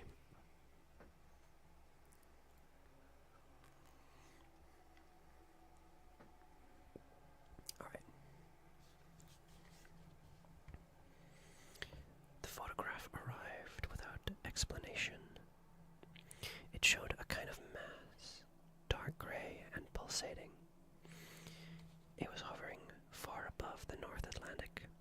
It resembled a cyclone, but there was no eye of the storm, no rotation, just layers, like folds of gauze, stacked and suspended.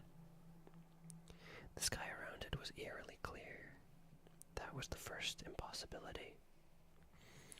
Dr. Mayreed Finn saw the image at 6:32 a.m. It was forwarded to her personal account from an encrypted ministry server. The subject line read only, "Come in immediately." Dr. Finn arrived at the North Strand Climate Monitoring Facility before sunrise. The conference room was already full, unusual for a Wednesday.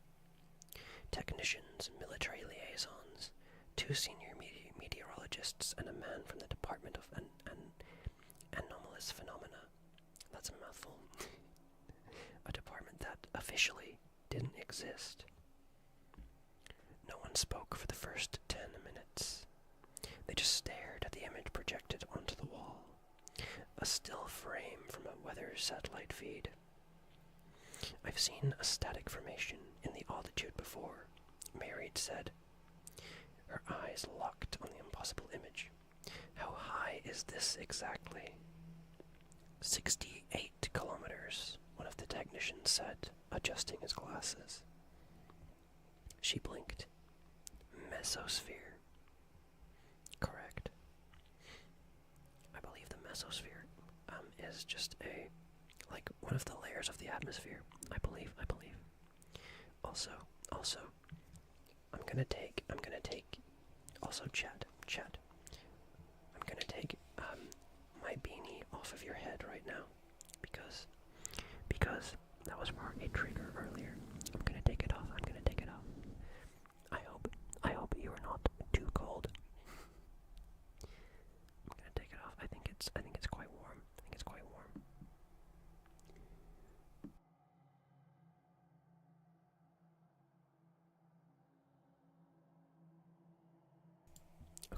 Okay. I think that makes it more clear for reading. Where were we?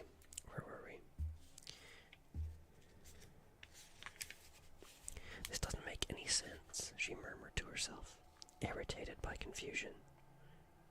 One of the meteorologists stood. "It is your job to make sense of it, Dr. Finn." "When was it first reported?" she responded, ignoring the man's tone. "It's been there for 6 hours.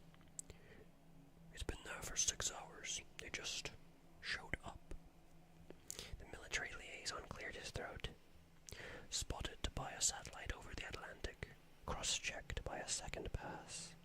We thought it might be weapon debris. It's not. Civil flights are already diverting. Maritime routes too." One of the monitors. Numbers scrolled. Temperatures, wind speeds, strange depth readings. The mass wasn't moving. Winds tore it at hundreds of kilometers per hour, but it didn't rotate, didn't shear, just remained impossibly still. "It's not a weather event," the meteorologist declared with a shaky voice and worry in his eyes. "Then what is it?" asked the liaison. No one had an answer. By noon, the world had seen it. Footage taken by a commercial pilot had gone viral. A band of dark mist stretching from horizon to horizon, bloated and heavy, blotting out the sun. It covered a region roughly the size of North America and appeared to be growing. Oh my gosh. That is massive. The shadow the cloud cast was immeasurable. On a clear day, light would dim like a solar eclipse. The sky turned a dull gray. Shadows vanished, and birds fell silent. Some areas experienced perpetual dusk. The night imposing in its darkness. People on the ground began reporting changes. Strange static humming in their teeth. tension headaches, and a persistent low pressure in the ears. Online forums exploded. Hashtag the cloud trended within the hour. Massive, absolutely massive. Yes. Very, very big, very, very big cloud. I think it might be aliens. Or God's wrath. Dr. Finn kept working. She had trained herself to remain clinical, methodical, and still she couldn't shake the feeling that the air in the lab had gone stale. Something was very wrong, and not a single thinking brain on the planet could provide answers to the impossible situation. At exactly 9:43 p.m. GMT, the first sound was recorded. A low frequency thump, thump, thump, thump, thump. Deep and distant. Then another, 2 hours apart. Then again, and again. Bigger than Shaq. Maybe. This might actually be bigger than Shaq. Big Shaq, Big Shaq. The men go. Wait, what was Big Shaq's song again? Man's not hot. Yeah. Quick maths. Alright. Then the thump came again. Only minutes apart. Oh wait. Sorry. Thunder, someone offered, but the radar was clear. Not a single weather system for 1,000 kilometers. The thump came again, only minutes apart. Mary sat perfectly still, headset on, watching the sound wave roll across the monitor. It wasn't thunder. It wasn't seismic. It wasn't airborne. No, it was airborne, sorry. High above our heads. Jesus, whispered a young intern nearby. It's coming from inside the cloud. By midnight, it had settled into a rhythm. A slow, deep drumming sound. Thump thump, thump thump, thump thump. Regular, relentless. As though something far, far above was knocking from the other side of the sky. To me, I think it sounds like a heartbeat. I think it might be a heartbeat. Maybe it is Big Shuck. Maybe he evolved. Yeah. If they bigger than Shuck, I'm an ant on their side. Yeah. Okay. Project Cerebus Veil. Okay, wait, this is a new part. Project Cerebus Veil. Field Journal entry. Dr. Mary Finn, lead meteorologist. Classified, level Omega.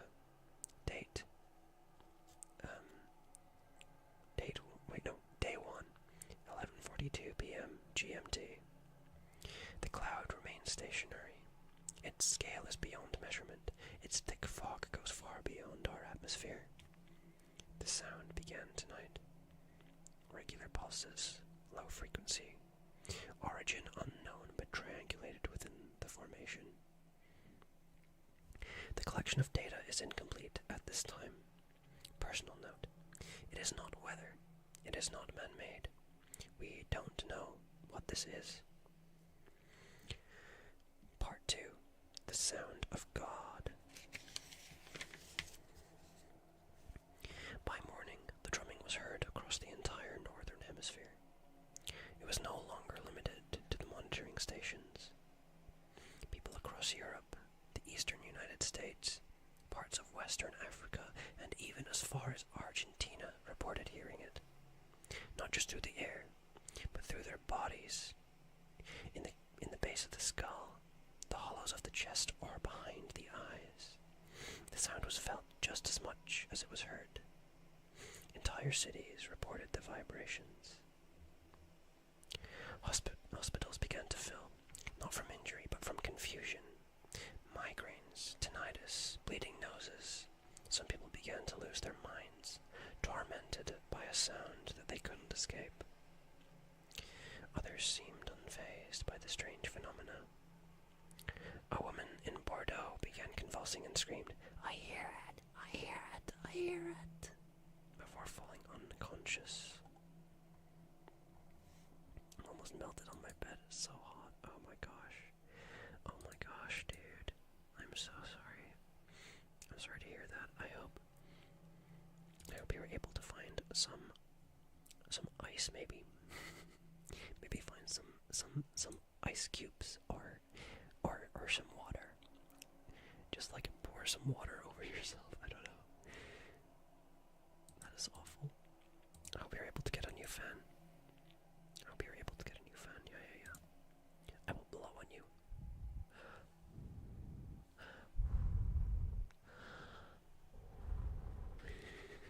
I will blow on you to cool you down. Okay. At 1:06 a.m. GMT, Dr. Finn watched from the roof of the North Strand facility as the light changed again. Not dimmer, not quite. She struggled to name it. Shadows had lost their edges. Buildings looked slightly flattened. Colors were muted, like the world had been submerged in water. She raised her hand and stared at her palm. Veins like rivers on a map. Her skin was paler than before, and the hairs on her arms stood up. The drumming continued. Dr. Finn, the man from the Department of Anomalous Phenomena, pushed through the steel door behind her. "My name is Jonas, ma'am. I've been meaning to speak with you." He paused beside her, eyes turning upwards to the dreadful cloud. It swallowed the entire skyline, hiding stars and moon alike. "Quite the view," he murmured.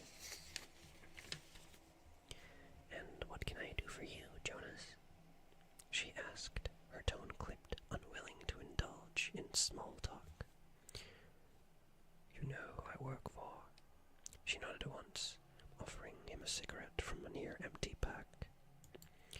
"No thanks, I quit. Fresh air for me." He laughed awkwardly as Dr. Finn lit her smoke. "They're relocating me," he said. "Opposite side of the world. A counterpart facility in the southern hemisphere. They want simultaneous readings, mirrored datasets. Honestly, it feels like I'm just being moved out of this blast zone." He paused for a moment.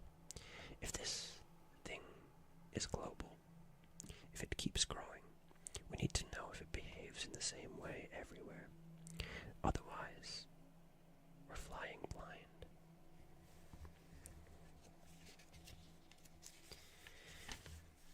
Finn studied him, the shadows across his face blurred and trembling in the wrong light. "So you'll be chasing the other horizon?" "Something like that." He gave a thin smile, but his eyes stayed locked on the sky. "I'll send you everything I find. Maybe between the two of us we'll make some sense of it." Her gaze lingered on him a moment longer than she intended. Then she looked back to the cloud. "Maybe." "Oh, I think she likes him. I think she likes him. Oh my gosh." Okay. The drumming echoed, loud, cavernous, and endless. Thump thump, thump thump, thump thump, thump thump. Neither of them spoke after that. The emergency broadcast systems went live just after noon. News anchors read pre-written statements, no questions and no speculations. Authorities are aware of the atmospheric anomaly currently positioned over the Atlantic. Remain indoors, limit direct observation of the phenomenon, and further information will be provided when available. The feeds cut off after 90 seconds. Black screens revealed the concerned reactions of the population. Social media boiled over with conspiracy, prophecy, and fear. A viral clip from New York showed others frozen in the middle of an intersection, all exiting their vehicles, staring up at once, dozens of them, like they'd heard a voice. Then some began to cry. Others fell to their knees in prayer, all united by the oppression of a complete and total helplessness.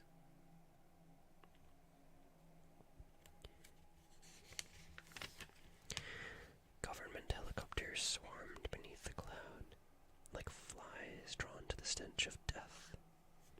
Another clip from a Nigerian cargo ship showed the cloud expanding, spilling outward in curling tendrils.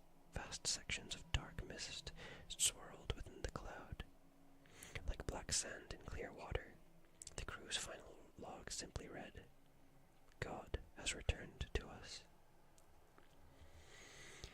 At 2:42 a.m., Dr. Finn stepped into the soundproof chamber to listen to the unfiltered live feed.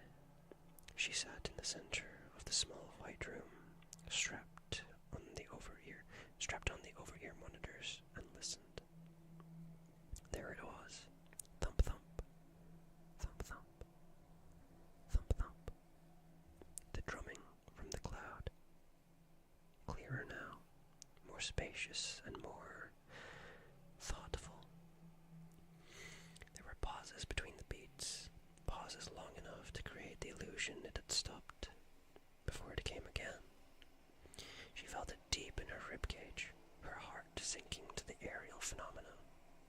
The drumming had become a presence, not sound alone, but a tidal force pressing against the earth. Every beat made her stomach lurch, as if something vast was stirring within the planet itself. Then it shifted. The sound broke free of rhythm, a single elongated groan, wet and guttural, poured from the cloud.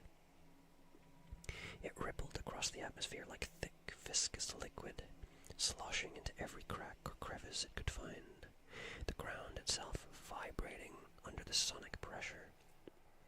It was enormous, impossible, something malignant, something so vast that its moan reshaped the sky.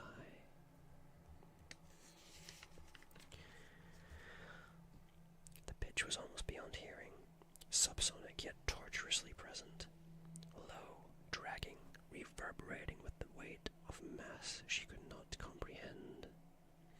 The groan slithered and pulsed, like the wet crack of muscle tearing, sinew stretching, a predator yawning across the heavens.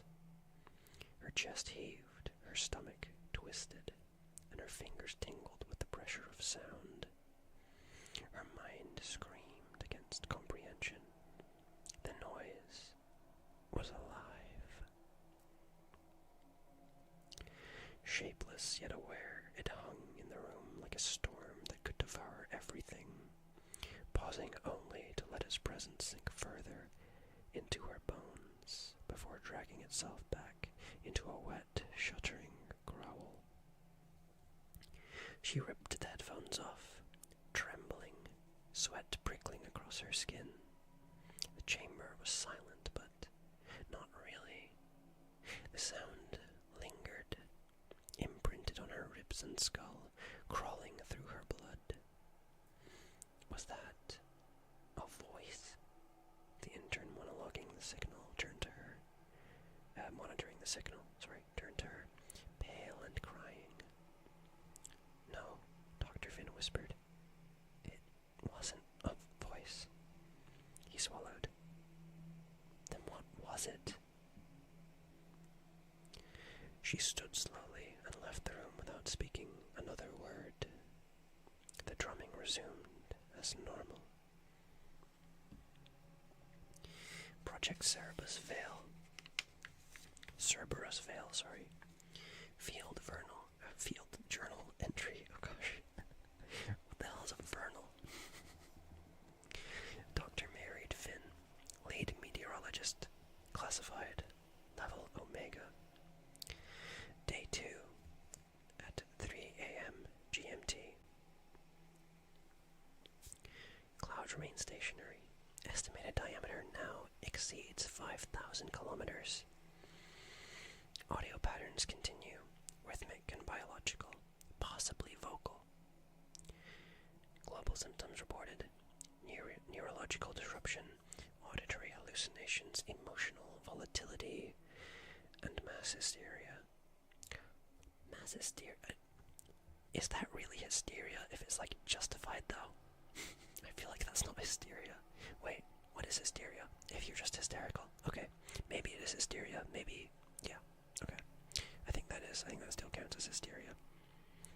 Never mind, I'm dumb, I'm a little dumb. I'm a little bit dumb. Okay. Thousands of casualties across different countries. Burst eardrums and internal hemorrhaging. Public unrest is increasing. Government control is deteriorating. A plan was initiated to obtain a visual of the sound source. Jonas's team ran 3 LiDAR sweeps from orbit, from a U-2 spy plane, and from a modified weather balloon. Orbital scan returned no depth readings. Not zero, just nothing, as if it struck open air for 1,000 meters, then refused to return. Plane scan. It logged 1 frame of internal structure. Looked like a bone. Oh, what the hell, that is creepy. A moment later, the image glitched, reloaded, and then showed a perfect sphere the size of a mountain. Then static. Balloon feed. 20 minutes of telemetry before loss of signal. Internal layers visible, fibrous and twitching. Final frame. A shape in the creature. Spindled, elongated, symmetrical but wrong. Our analysts ran it through edge detection software. The results were disturbing. It resembled a face, but only when you didn't look at it directly.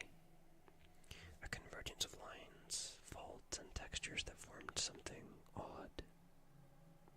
One technician collapsed during the image review. Said she felt like it could see her. I saw it too. Just once. It didn't scare me. It just made me feel ashamed. We've locked the files. Project code is Cerberus Veil. Access visual AI systems only. No human review is permitted. Effective immediately. Personal note. Jonas agrees there's something in there. He's gone south now. Into the dark. I don't know when I'll see him again. I think it's stretching. Good gosh. Okay. We're about 2/5 of the way through this story, by the way. I'm gonna grab another sip of water because my throat is already starting to hurt.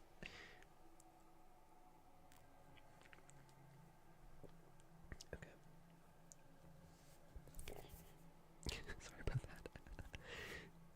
Every time I drink, my throat makes weird noises. Okay. Phase 3. The arms. Dr. Finn jolted from her sleep, her phone vibrating on the steel table. She had passed out at her desk. Overworked and exhausted, she grabbed her phone. The screen read Jonas, DAP. Ah, that's the Department of Anomalous Phenomena. Yeah. Anomalous phenomena. Anomalous phenomena. Anomalous phenomena. Okay. Finn. Jonas's voice came sharp, urgent. Are you seeing the latest readings? Her pulse quickened. The cloud had been behaving differently. The drumming was heavier now, more insistent. Thump thump. Thump thump. Thump thump. I'm watching. It's intense, but nothing new yet. Thump thump. Thump thump. Thump thump. Intense. His laugh was bitter. Intense doesn't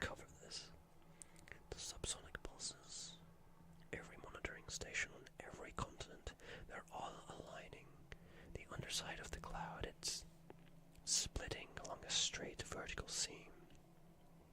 The satellite caught it just before it closed again. Dr. Finn frowned. Seam. Thump thump. Thump thump. Thump thump. Like, it's pretending to open, and I don't mean metaphorically. His voice dropped, urgent. There's a pattern in the pulses. Rhythms building.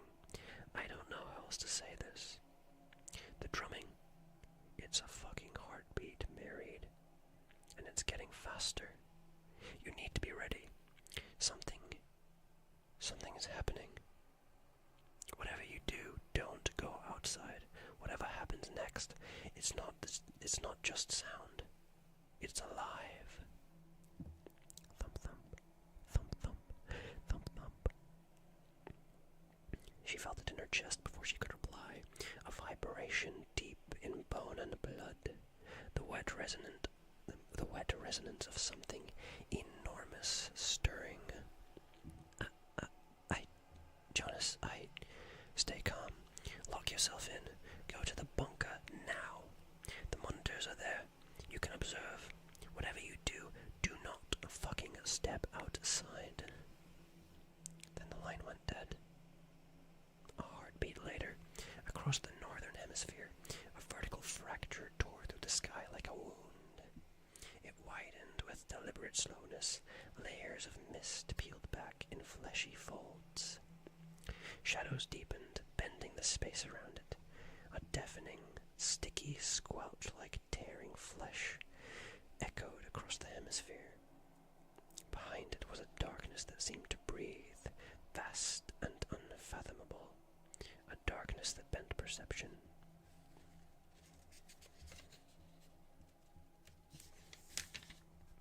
No camera could capture it. No eye on the planet was built to perceive such a biblical event. Without tremor or trumpet, the cloud opened.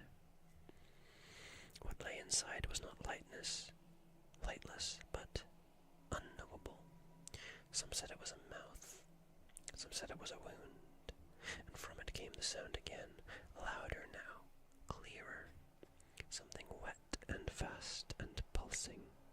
Something impossible. Not breathing. Mowing.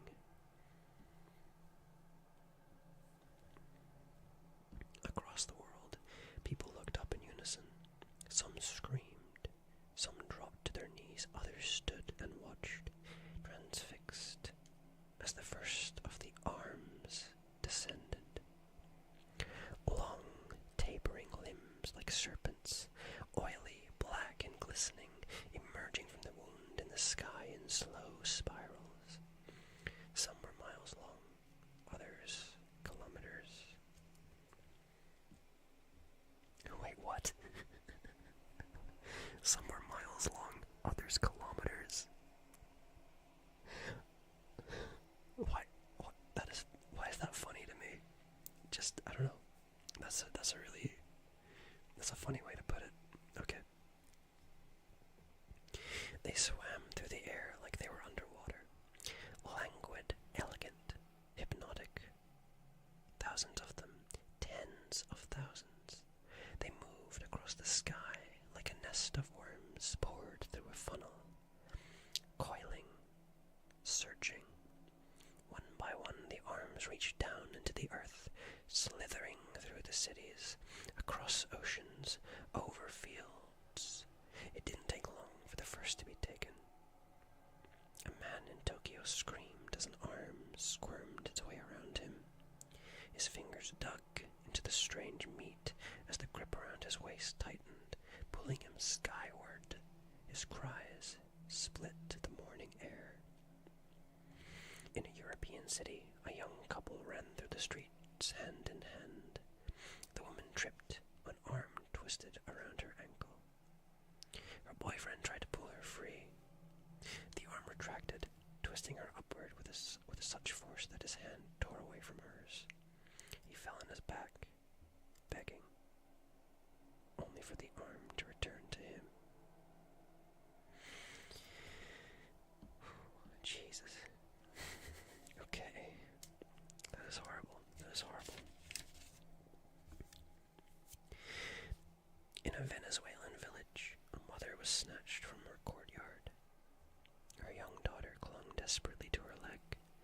screaming for her mother to come back down.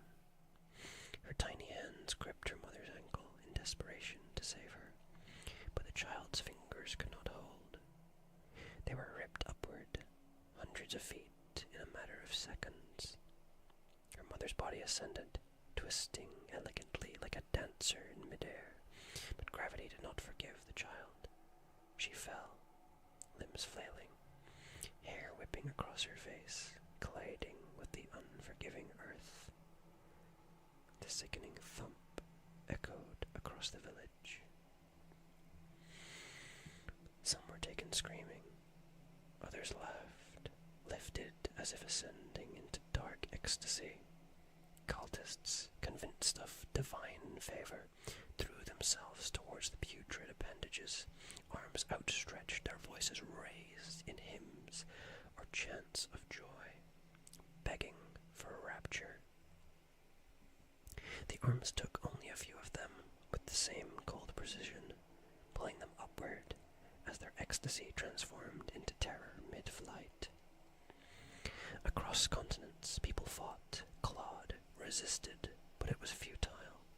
Each arm performed the same ritual, one human at a time, spiraling upward and upward towards the yawning darkness, then returning to Earth for its next selection. Cities became theaters of chaos. Streets emptied in seconds. Traffic snarled and stalled. Windows rattled under the roar of thousands being drawn skywards as humanity unleashed below.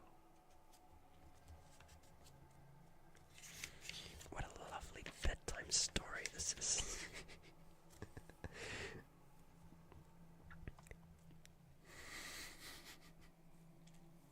This is a lovely bedtime story. Parents clawed for their children. Children screamed for their parents. People tried to leap from balconies, bridges, and rooftops, only to be grabbed mid-fall. Their last moments, a tangled dance of limbs and terror.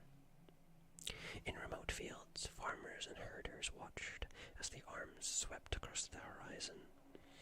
Livestock scattered, terrified, the ground shaking under the thrumming resonance of the arms. One farmer caught a glimpse of his wife being lifted, screaming, crying his name. He tried to run, and the arm retracted, and she was gone, leaving him kneeling in the mud, screaming into the indifferent sky. Over the first 12 hours, over 40 million were gone, more than the entire population of Canada. By 48 hours, estimates claimed past 90 million, entire nations devoured by the sky. Children, the elderly, the healthy, the sick, criminals, priests, lovers, the lost. The arms moved like a living tide, slow but exonerable, elegant in motion but grotesque in function.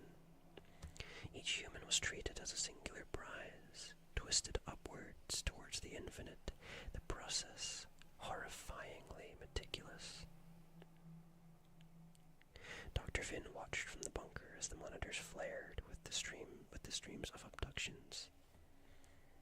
Faces contorted in panic, joy, or disbelief. She could hear them through the cameras, screams and prayer that layered upon one another like a living symphony of terror. The arms paused briefly over the cities, observing, coiling and uncoiling, their thick veins pulsate.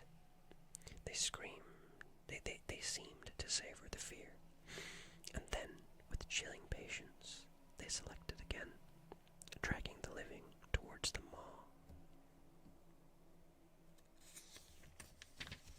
Over the 57 hours, the Northern Hemisphere emptied in a relentless, mechanical, almost ritualistic harvest. Every arm returned repeatedly, like the sky's wound. Every arm returned repeatedly to the sky's wound, each human the air was thick with echoes of terror and awe. By the final hour, Dr. Finn could only stare at the screens, numb.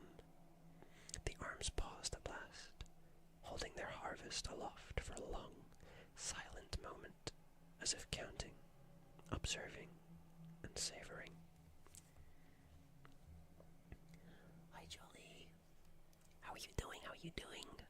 We were doing DJ stuff, but now we're reading a creepypasta. I hope you are doing well. I hope you've had a good day. I hope you've had a good day. I hope you are doing wonderful. We are reading, There's Drumming in the Clouds. We're about halfway through it. So, I hope you can have a chill time. Yeah.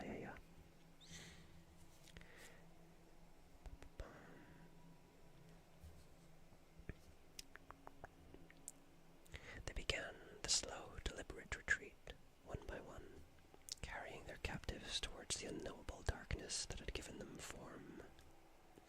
Over 4 hours the sky had closed, and survivors emerged from the false shelters. The world was left in silence. Only the sound of drums remained. Thump thump, thump thump, thump thump.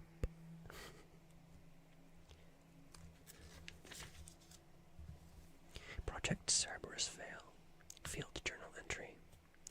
Dr. Mary Finn, Lead Meteorologist, Classified Level Omega. Day 3, 11:11 p.m. GMT. The formation opened. An aperture. Estimated diameter is 3,000 kilometers across.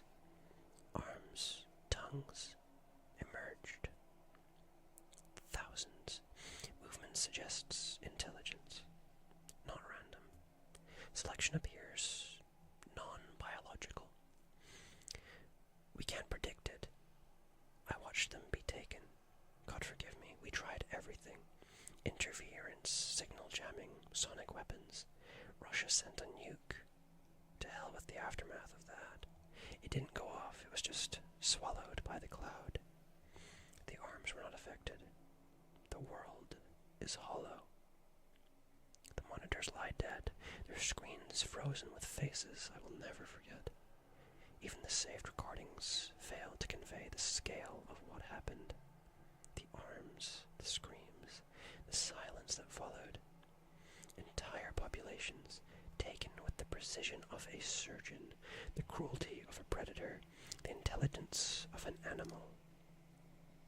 90 million. More, perhaps 100 million. I can't be certain. The northern hemisphere is a graveyard with corpses, and yet the sky is calm. Deceptively calm. The wound is closed now. The drum, it continues.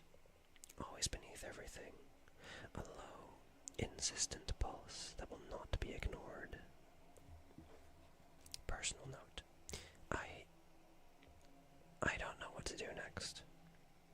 Every theory, every model, every calculation is meaningless against this. We are observers of an event. We are its remnants. Survivors only in a technical sense. In every other way, we are gone. There is nothing to fight, nothing to flee, only to record and to bear witness. And I will, until the end. What else is there to do? Okay, we're only about 2/3 of the way through, so not even that. So something tells me it's not quite over. Something tells me it's not quite over. All right, let's see. Phase 4, the belch. Oh gosh. Let me take a sip of water.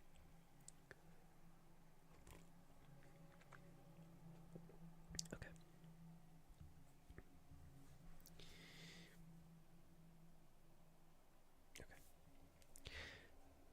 Phase 4, the belch.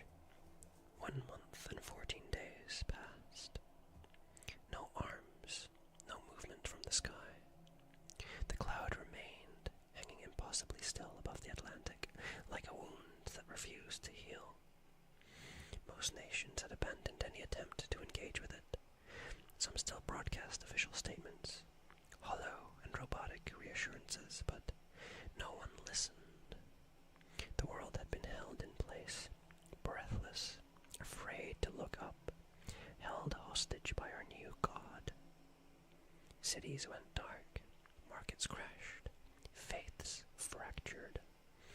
People starved, millions gathered in open fields, begging to be taken.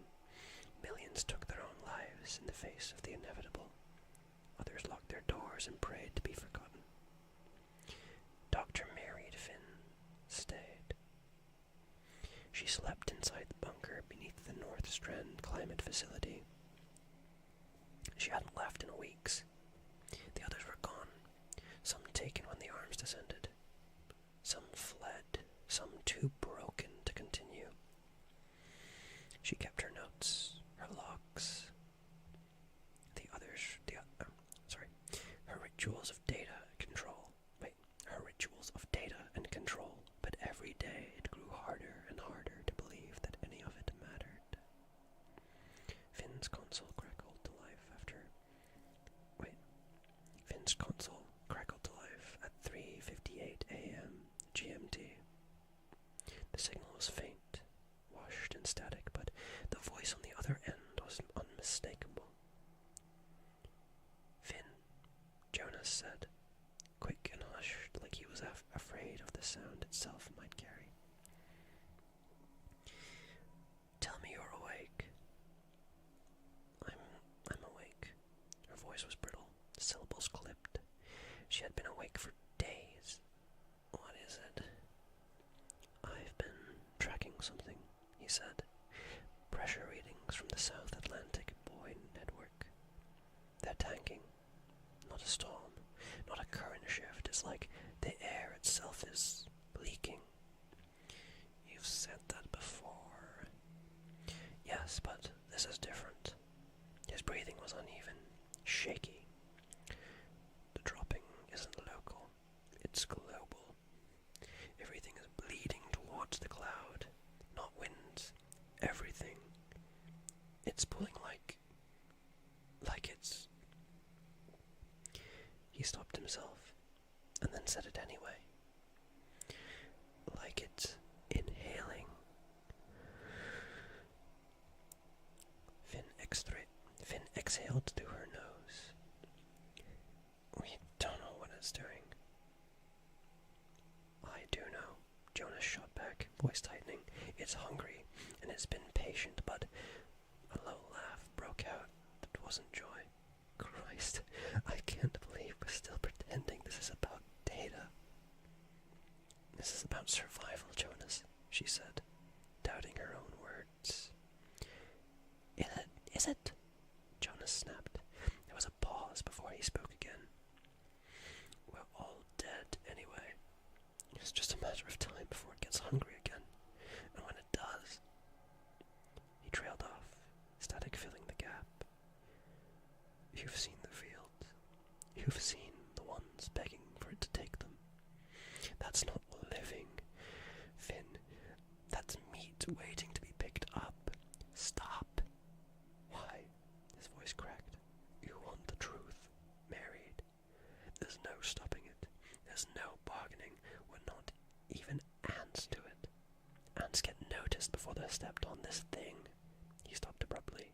The next sound was a sharp hiss in the line. "Jonas!"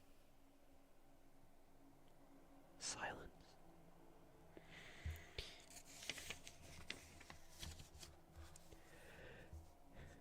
She waited another 3 seconds, then set the receiver down, her fingers trembling against the console.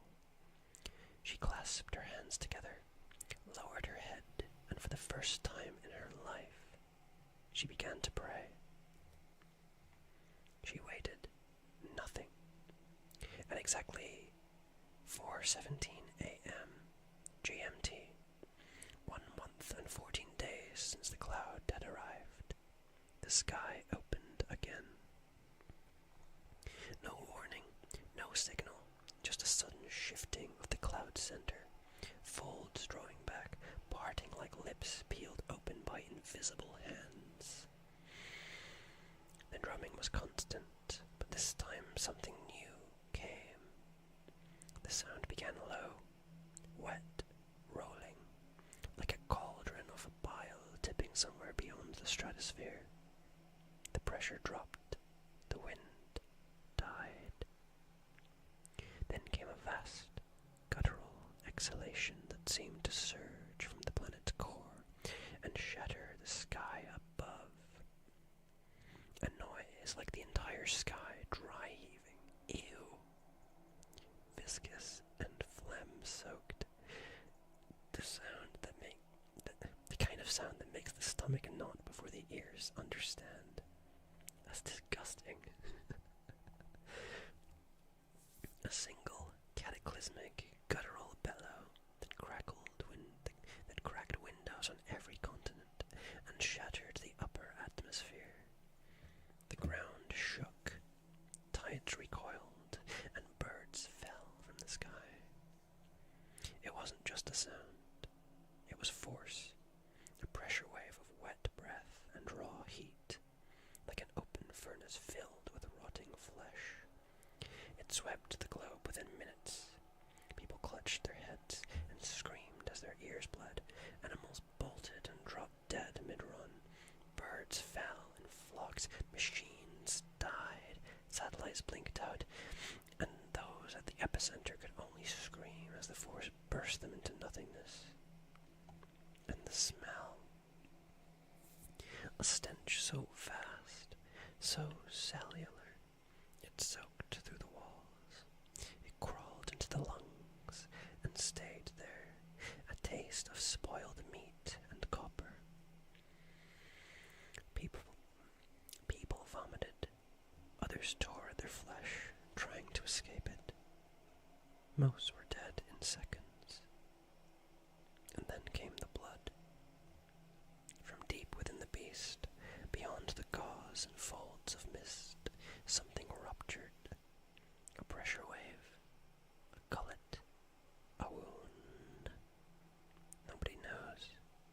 A tidal wave of thick, arterial blood, expelled with such volume and speed that it looked like a monsoon rain over half the globe. Red soaked the ocean and rivers. Red splashed across the rooftops and deserts and jungles. Half the earth painted in blood.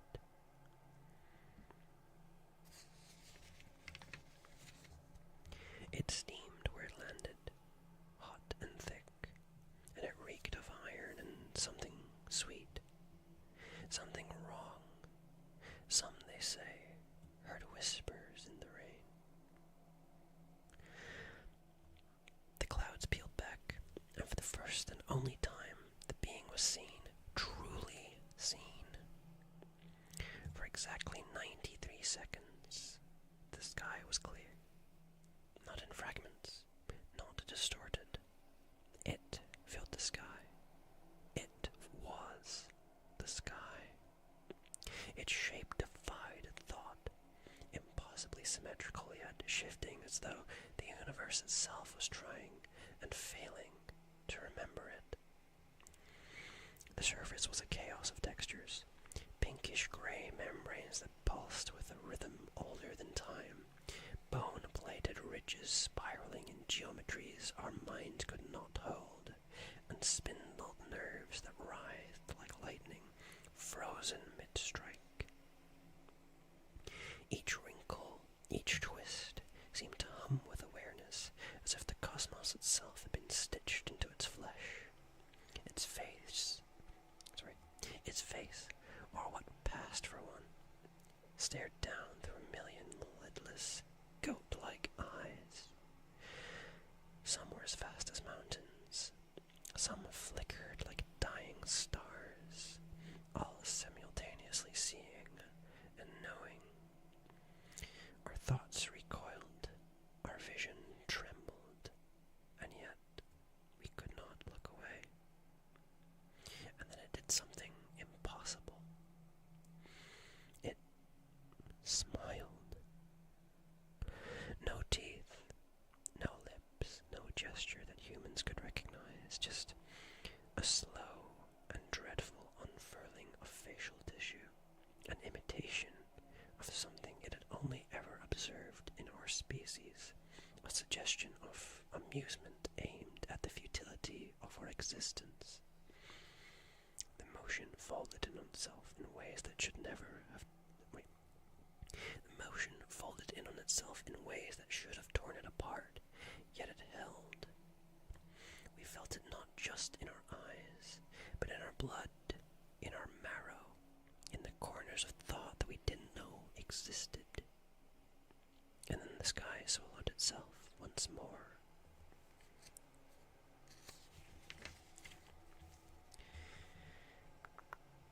But the memory lingered. Shapes impossible to describe etched themselves into our minds. Geometry that should not exist haunted our dreams, and the faint, impossible smile echoed in every shadow we ever crossed again. Silence fell. Not peace, but silence. And then nothing. No arms, no sound, just the repetition of fear felt through the drum of the cloud. The wind returning at last, the stench never faded, never fully gone.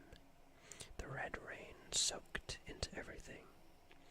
No government spoke publicly again after that. People stopped going outside. Entire towns were found empty, dead. Others worshipped.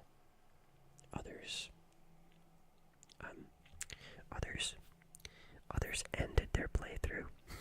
That's not what the story says, but I don't know. I feel like that's more Twitch friendly. Others ended their playthrough, yes, of life. They ended their playthrough of life early. Okay. The world waited. Project Cerberus Vale. Field Journal entry. Dr. Mayreed Finn, lead meteorologist. Classified Level Omega. Day 45, 7:02 a.m. GMT. It belched. I don't know how else to describe it. It expelled something vast and foul into our atmosphere. Not unattacked. No, I'm losing it. Not an attack. Not a gesture of dominance. A function, a bodily function, like it forgot we were even here. The sound I cannot put into words. I felt it in the roots of my teeth, in the gaps between my cells. It spoke something. It broke something in the sky. Ugh, and the smell is still there, clinging to the vents, to my skin. It soaked its way into the bunker. The blood is everywhere. Thank you, Savvy24, for the follow. I appreciate it. You are wonderful. You are wonderful. You are wonderful. You are wonderful. I hope you are having a good day. I hope you're having a good day. Yeah. We are just reading a creepypasta called The Drumming in the Clouds. Or, There's Drumming in the Clouds, I think. We are almost finished it. But yeah, I hope you're having a good day. I was doing DJ stuff earlier, but then I started reading a creepypasta, so sorry. It soaked its way into the bunker. The blood is everywhere. We've confirmed it's organic, human, and something else. For 93 seconds, it let us see it. I don't think we're supposed to. I don't think it cares. I haven't slept once. I haven't slept since. I don't believe anyone is left to read this, but I'm still writing. There is no scientific language left for what's happening. This is not an anomaly. This is a presence. This is an extinction event. Very welcome. Very welcome, and thank you. I love ASMR, and your voice is pleasant. Aw, thank you so much. I appreciate that. I appreciate that so much. You are amazing. Thank you. But yeah, I hope you like the end of the story. It's not exactly a bedtime story, but you know, I like it. I think Creepcast have done this one, but I haven't watched that episode yet. first one that I actually read before I listen to their episode. Okay. Phase 5. After birth. It began to harden. Not all at once, but gradually. Day by day. As the blood congealed under heat and rain. The bright red stains that had covered oceans, cities, forests, darkened, thickened with reddish clots, and then it began to bond. What had first been described as organic blood now revealed itself to be something more. A precursor fluid. No, wait, a precursor. A fluid waiting to become. On the 15th day after the belch, the first major surface scan from what remained of the LEO satellites returned images of a continuous sheet forming across the Atlantic basin. Fibrous, pale ridges in places, like cooled wax, spread over the surface of the Earth. At first it seemed like sediment, or ice, but it flexed. Beneath solar radiation it tightened. Beneath lunar light it swelled. Seismic equipment registered subtle movement, sorry. I'm losing it. Microscopic contractions, as if breathing through the crust. The red had become pinkish gray. The pinkish gray was becoming skin. A skin that now stretched, uninterrupted, from Portugal to the eastern edge of the Caribbean. The scientists who remained debated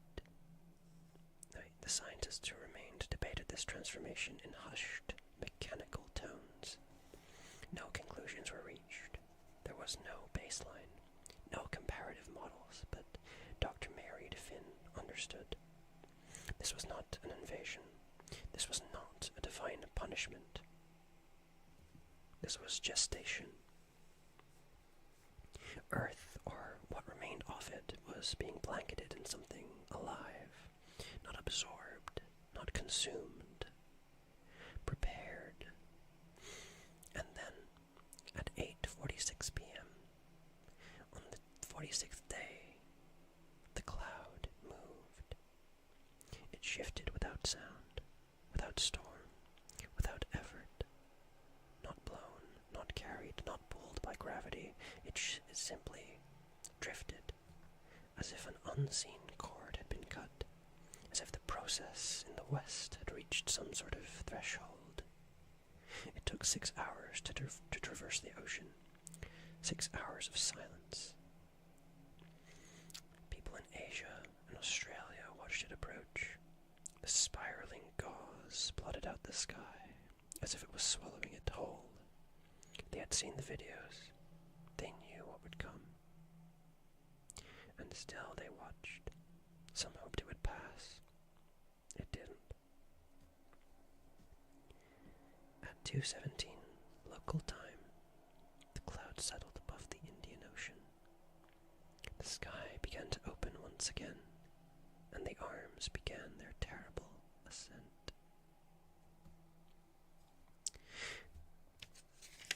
Project Cerberus Veil, Field Journal entry. Dr. Mary DeFin, lead meteorologist, classified level Omega. Day 46, 11:44 p.m. GMT. Cerberus Veil, final transmission.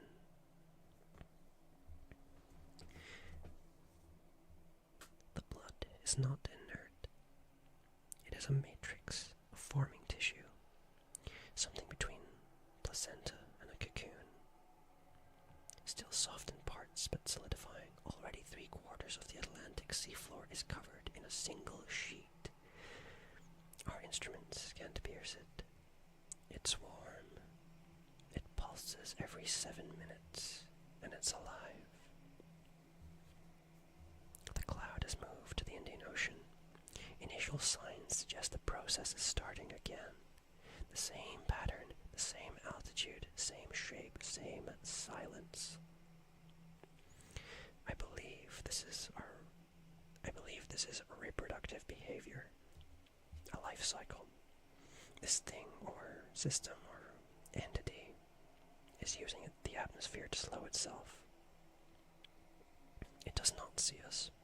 It does not hear us. It does not need us. We are not chosen, and we are not rejected. We were incidentally present. What we thought was an anomaly was a phase, a part of something older, larger, maybe 1,000,000 years old, maybe eternal. It doesn't matter. What matters is what's being left behind. A blanket, a membrane, a womb stretched across the earth. And there is no rescue coming. There is no top of the food chain. There is only the shape behind the clouds and what it leaves in its wake. I'm writing this from a world already half covered in skin, already half dead. Tomorrow I will step outside and feel it for myself. I want to know if it responds. I want to know if it knows that I'm here. End log. Okay. Final chapter, final chapter. Or final part, I guess. These aren't really chapters. I don't know. Phase, yeah. It calls them phases. Okay. Phase 4. The final breath. The surface of the planet is no longer visible. A thick, swirling fog blankets every inhospitable continent, every ocean, rising miles into the sky. It doesn't move with the wind. It ignores the weather. It simply clings, dense, luminous, and unnaturally still. Satellite feeds, or what few remain, show the same impossible formations above Earth's surface. Layered mist, spiraling but unmoving. No rotation, no eye, just folds, just gauze, stacked and suspended. Jonas no longer checks the time. He hasn't done for days. His oxygen mask hisses its final shallow breaths, each one thinner than the last. The generators have gone silent. The lights burn only in intermittent flickers, casting the facility in a pulse of dim, ghost-like hues. Every room is empty. Everyone else is dead. Jonas lies flat on the cold concrete floor, cheek pressed against it, one hand spread wide as if to hold the earth steady. His lips move, forming soundless words, but then he stops. He doesn't need words. He only needs to listen. Thump thump, thump thump, thump thump, thump thump. A heartbeat. It was in the cloud, and it was in the sky, and now it's here, beneath his bones, inside the crust, deep in the dark belly of the world. Jonas lets out a broken laugh that cracked into a sob. His eyes glisten, unfocused, staring at the ceiling as if you could see straight through it into the sky above. There are 2 of them now, he whispers, barely audible. The fog outside pulses with a faint internal light. Not lightning, not fire, something vascular, something alive.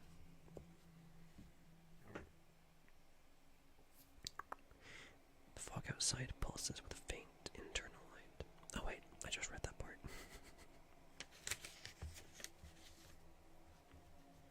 His throat tightens, his chest is heavy. The hiss of his mask is a thick trickle of air, barely enough to maintain hope. A thin trickle of air. Sorry, I somehow misread that as the word that means the completely different thing. Okay. He pulls it away. He pulls it away, lets it fall beside him. The silence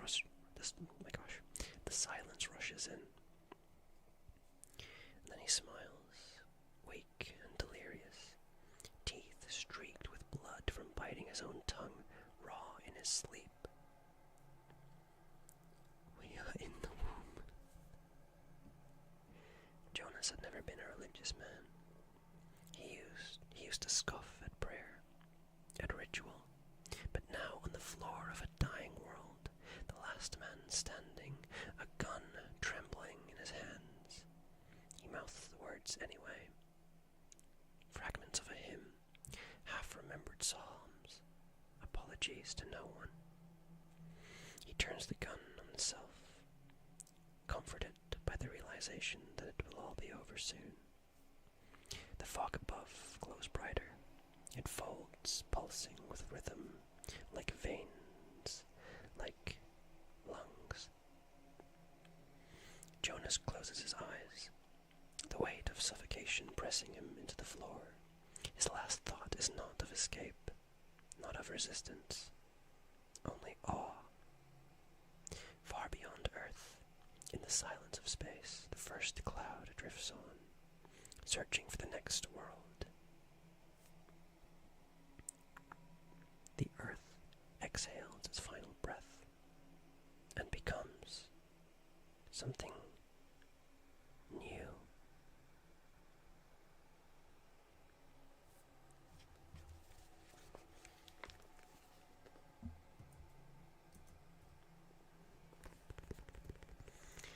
And that was There's Drumming in the Clouds by a user called Pitiful Scream 97 on creepypasta.com.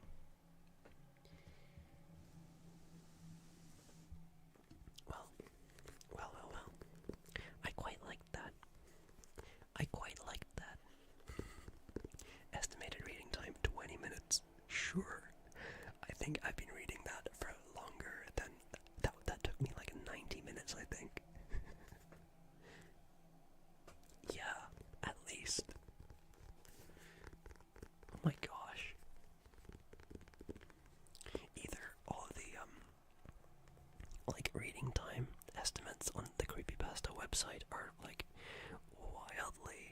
wildly underestimating the amount of time it takes to read something, or I'm just a really slow reader. Oh my gosh.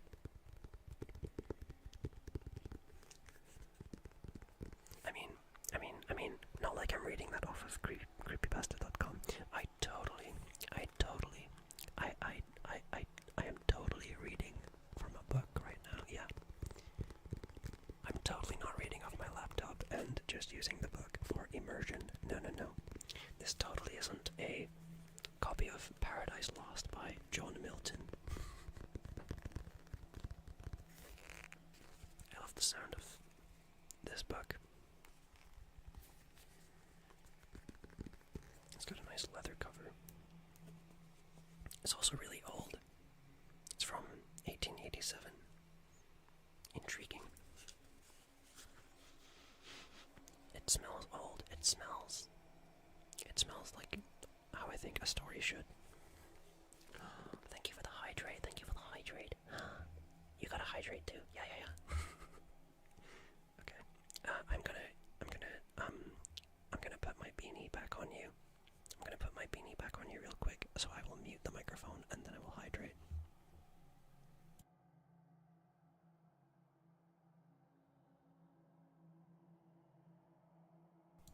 Okay. There we go. That's better.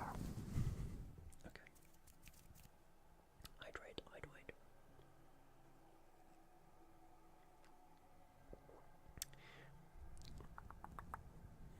That's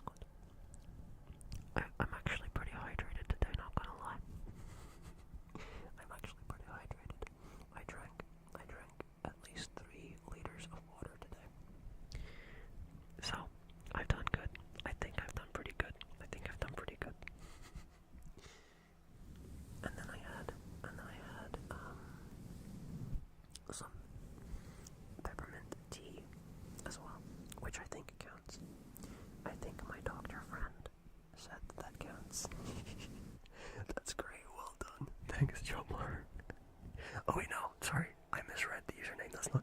Why did I think that was Joe Moore? That's great. Well done. Thank you. Thank you. I hope you are also hydrated. Yeah. Okay. I've actually done everything that I was planning for this stream. But I can repeat some triggers. From before. I wasn't expecting the story to take that long, but it did. Totally different shades of purple, buddy. Oh, John, you're here. Hi.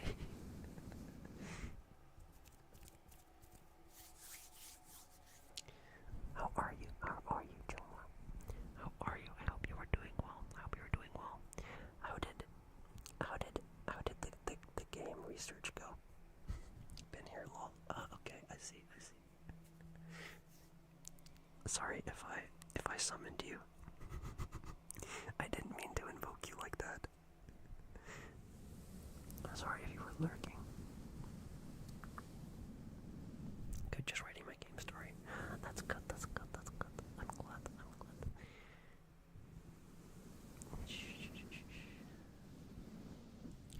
I hope it's going well. I tried jasmine tea today. It's strange to say that I've tried many different teas before. The common one of jasmine. Dude, that's funny you should say that because I also recently got into jasmine tea after one of my chatters, Sarano, was like, oh dude, you gotta try jasmine tea, you gotta try it, bro. You gotta try it.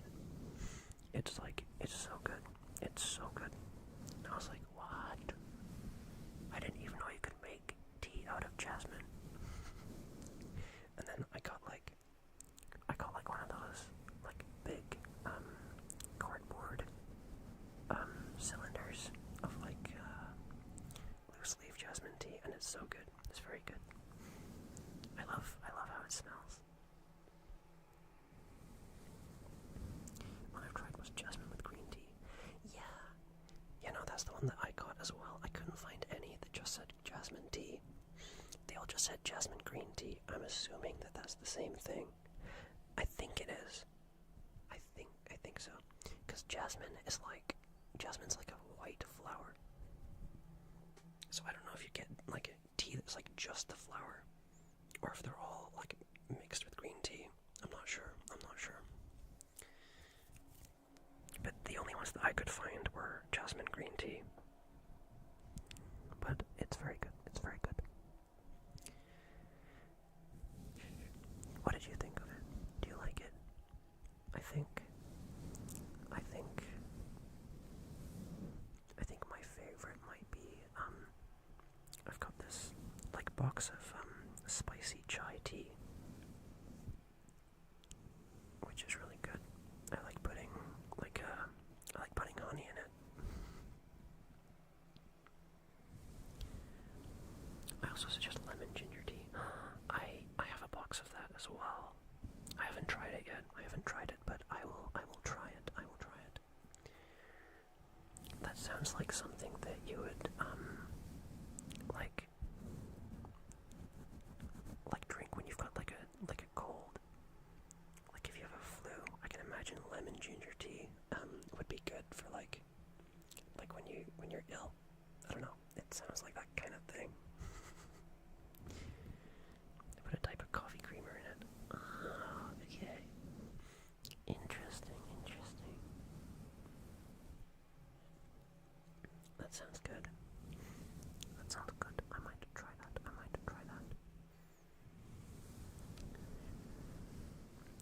I also have like this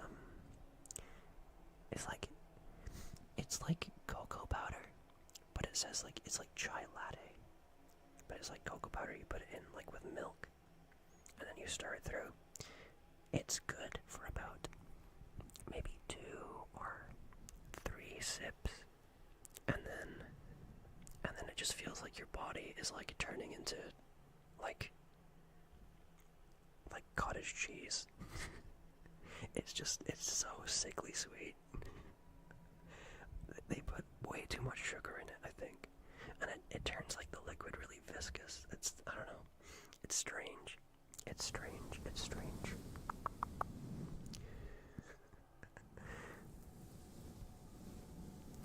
What do you do besides ASMR? Despite joining at the end of the reading, I've liked your stream so far. I'm glad. I'm glad. That is amazing to hear. Thank you. Thank you. Thank you.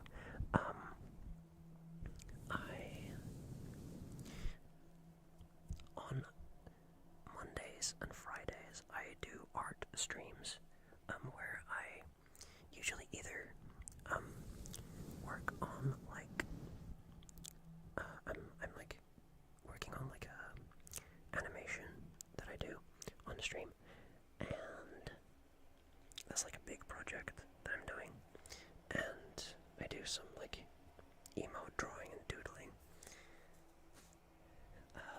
and then on Wednesdays and usually Sundays, but I'm not doing it this week on Sunday, but on Wednesdays and usually Sundays I do gaming streams, but they're usually earlier than this.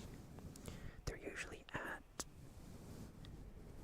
about 8 p.m. GMT, which I don't know what that is in your time zone, but it is. I believe I have it on my stream schedule, so you should be able to check, hopefully. Hopefully. Your persona is also very interesting. Look at. Thank you, thank you. It's a very old model. I need to make a new model. It's like 2 years old. It's not great. But thank you. I do have, they're a little goofy. They're a little goofy, but I do in fact have eyes. They're a little strange. And the tracking is not great.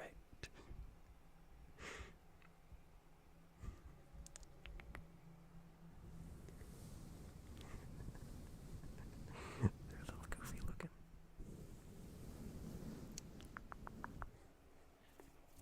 But I'm glad you're enjoying the stream. I'm glad you're enjoying the stream. I will stick around for a little more. And then, it is very late for me, so I will have to be going off to bed soon. Googly eyes, yes! I did have DJ shades on earlier. I forgot what was my keybind for the shades. Oh yeah, there we go.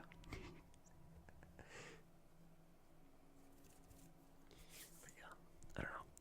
What? I've also been getting into coffee a little more lately, because my mom got like a coffee machine that I've been stealing turns off. I've been stealing some coffee from me mom's coffee machine. It's very good. It's very good. Do you like coffee? Are you into coffee? I don't know much about coffee. My brother is a big coffee guy, but I don't know much about it. Do you have any coffee suggestions? I love Cafe Bustelo. What is that? I'm gonna look that up. It's Cuban coffee. Ah, okay. Cafe. Can you buy it? Can you buy some of that? How to make Cafe Bustelo. Bustelo. Is it Bustelo or Bustelo? As you can get it from the store. Ah, okay. I might look for some. Oh yeah, it comes in like the yellow packaging, right? Is it the yellow packaging? The yellow packaging. That's good. Okay. Yellow. How do I look, yellow man?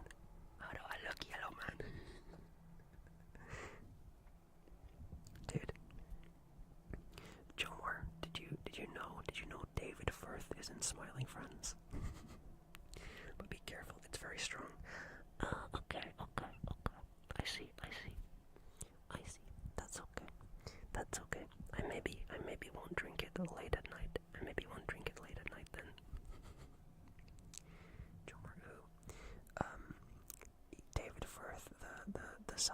Fighters creator. He, you know the guy in Smiling Friends that says, how do I look, yellow man? That's him. That's that guy.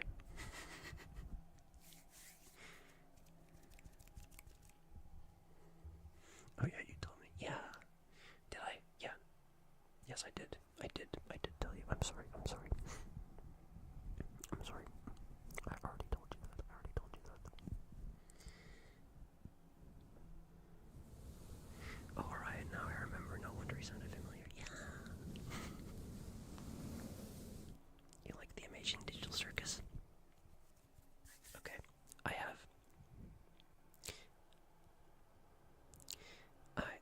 I gotta brag about something. You know how I said I'm working on an animation? One of the voice actors that did the voices for the animation also plays Ribbit in The Amazing Digital Circus.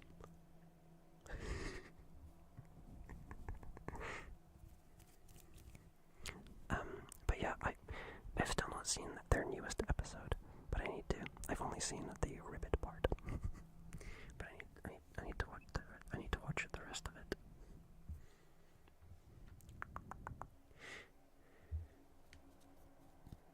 Okay. What trigger can I end with?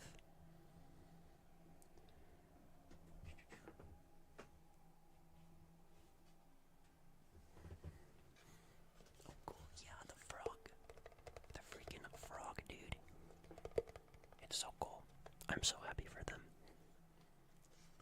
Like, they put in so much effort into their craft. Like, it's insane. They totally deserve to pop off. And I'm very, very happy to see that they are.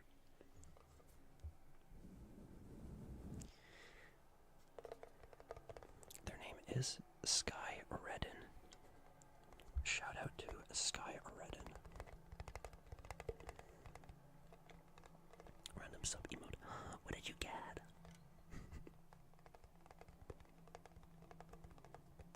I don't know what my sub emotes are. I still haven't filled up all the slots. Oh, sorry, shrimp. Shrimp check. That's Saruno. That's the person that told me to try jasmine tea. That's them. That's their regular posture. Yeah.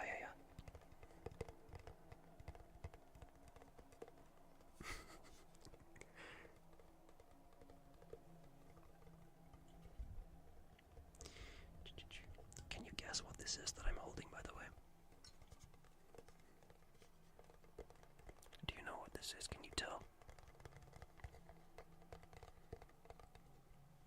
I'll give you a clue. It is music related.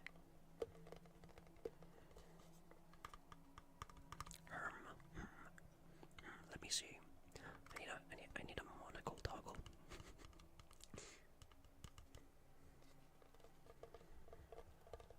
Okay, I'll give you a clue. It's rectangular. It's hollow. And it's made of wood and a little bit of metal. It sounds hollow. Yeah, it's got nothing in it. It's hollow, like Hollow Knight. It's hollow like my skull. There's nothing in there either. It's very resonant. Very resonant. When I took this beanie off to put on your head, my thoughts came out with it, and they have not went back in.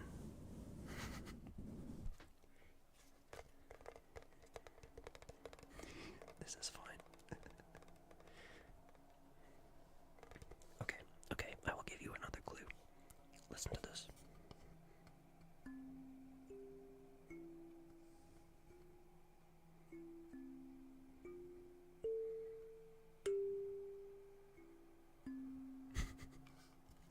Do you know what it is now?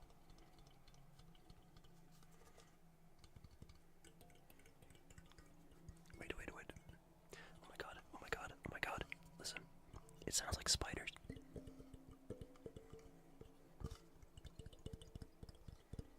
It sounds like spiders crawling across.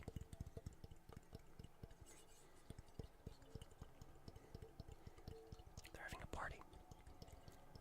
They're having a party. They're celebrating the new year.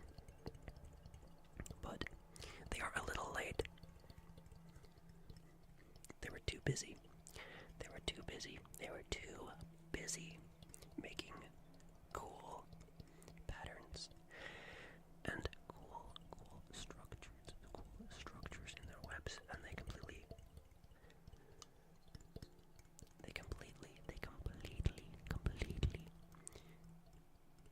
totally didn't know that it was New Year's. So now they're having their party.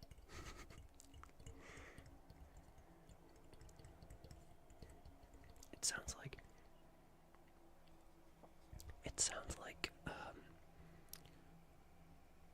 whoa, guy, star, wait, what? It sounds like whoa. It sounds like whoa. It is a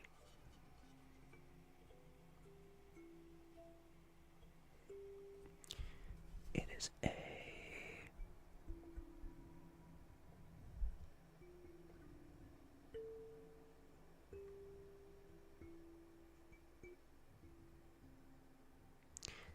is a kalimba. It is a kalimba. A xylophone. I wish I had a xylophone. I wish I had room for a xylophone.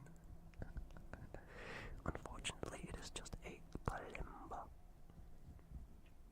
I do have a glockenspiel, but it's in its case right now, and it would be very loud if I were to take it out. I think it would wake everyone up. It is a kalimba.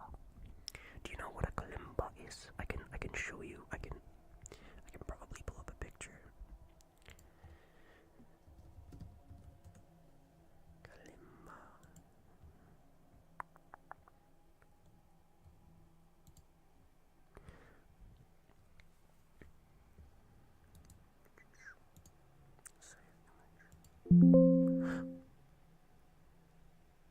Oh my god, why do I have my desktop audio on? I am so sorry. I am so sorry about that. Oh my gosh. Yikes. Eesh. Oh god. Oh god. I forgot to mute the desktop audio. God damn it. God damn it. You know, one day,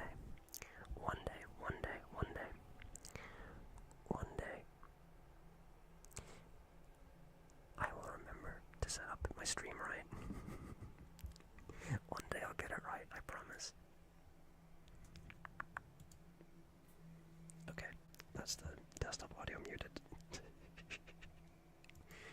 I'm so sorry about that. I'm so sorry about that.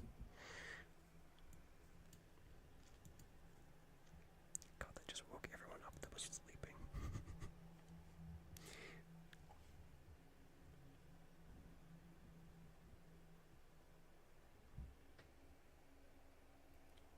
Okay. How do I add a picture? Oops. Oops. That's not right. What the hell? How did I get here? How did I get here? How did I get here? Okay. Oop. Nope. Wrong thing. It's all gone to pot. It's all gone to pot. There we go. There we go. There we go. Okay. At source. Oh my god. That emote is Rob. Rob is our in-house doctor who occasionally, or he comes in chat a lot during art and gaming streams, and he's like a medical professional which is really cool, I think. But he doesn't like ASMR. He does not like ASMR, not one bit. So he keeps his distance from these streams. This is a Columbo. Look at it. This is what it is.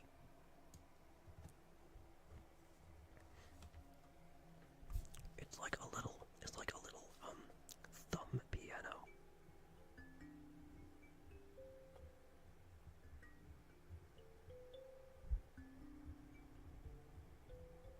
Yeah. I don't know. I like the sound of it. I think it sounds quite nice.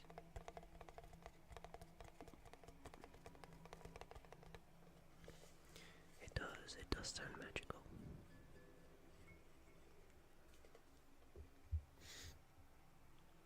I love the kalimba. I also like the sound of the word kalimba. Kalimba. Kalimba. It reminds me of Columbo. You know the detective Columbo.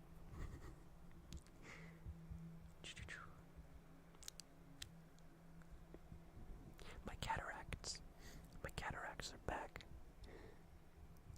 Is African culture. Yeah. Wait, Columbo or the kalimba? The kalimba is an African instrument, I think. That's where it originated.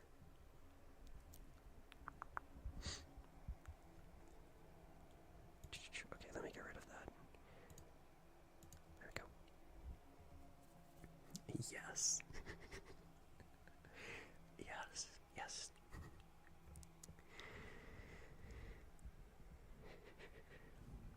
Columbo. Do you prefer Columbo or the kalimba?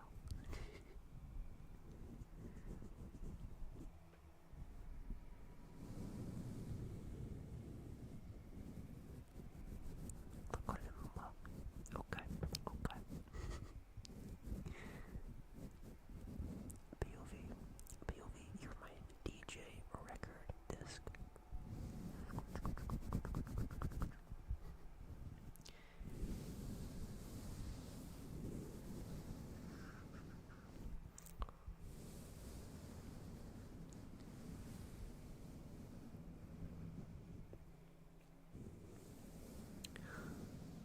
Also, I'm sorry if the sounds of this nightclub are a little spooky at night. They are a little ominous. However,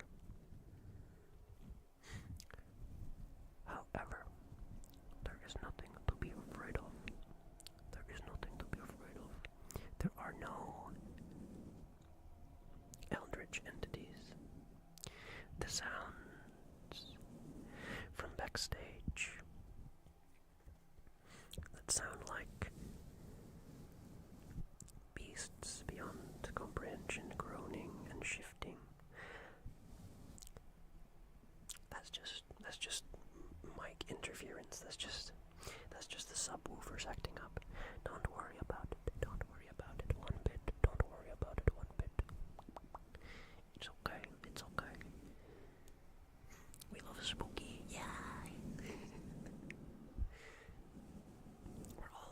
We're all spooky. We're all spooky here. A little bit. Just a little bit.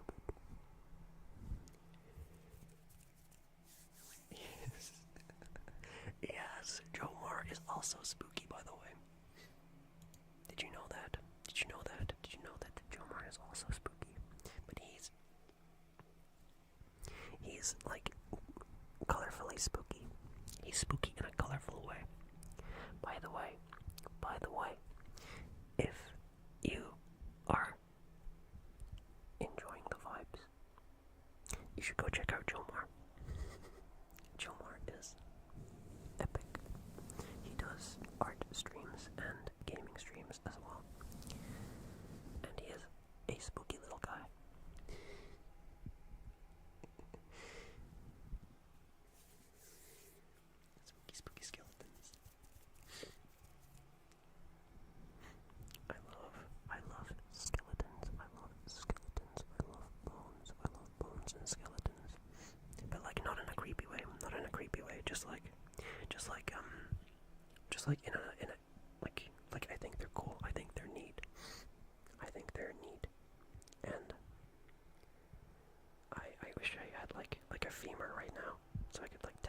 or something.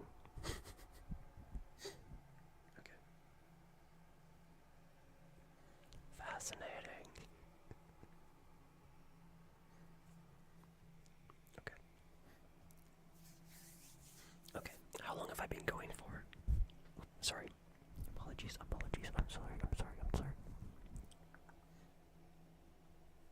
I've been going for over 3 hours. That is crazy. I had no idea I've been going on for that long. Medical school. No, not me. Rob has gone to medical school, but I have not gone to medical school. I just think skeletons are cool and spooky. And they go. They go. They go.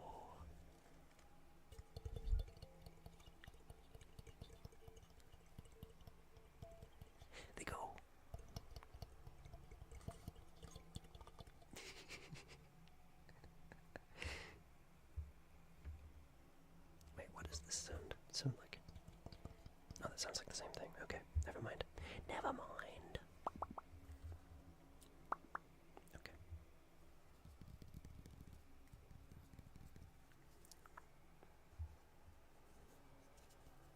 Okay. Is there anything else I wanted to do today? Let me check. Microphone tapping. Beat noises. Yeah, I got the... We listened to some beats. This is my beat right here. Get it? Like the vegetable? Okay, whatever. CDs. Knobs and stuff. Oh yeah. I forgot about me knobs. I forgot about me knobs. I shouldn't say that. Let's see. Okay. I completely forgot about this. What do they call it? A workstation. A workstation. I completely forgot about this workstation right in front of me. Let me do a line off my workstation.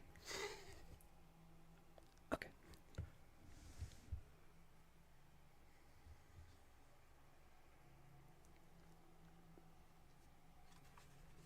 Let's see. Let me... Oh wow. Oh wow, wait, what is this? Wait, what is this? This is like a little instrument. This is not a workstation. This is not a workstation that I have here. What the hell? I've got like a little box here. And it like, it's got knobs on it. It's called the Korg Monotron.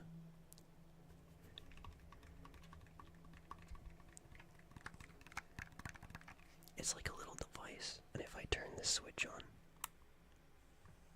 it starts making a noise. What the hell? It sounds alive. I love this. I love this little thing.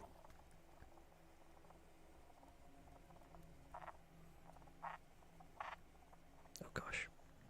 Okay, I don't trust this not to like get really loud on me all of a sudden. But yeah, okay. I don't know why I expected the little journey dials to actually make a sound. They don't make any sound. Like when they turn, I don't know why I thought they would. I should have considered that.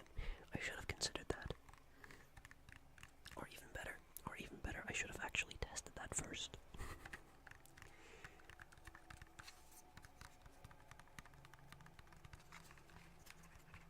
Okay.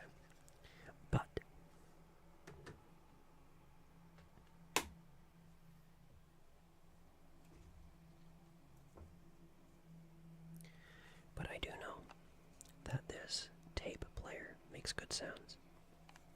It's got good button sounds.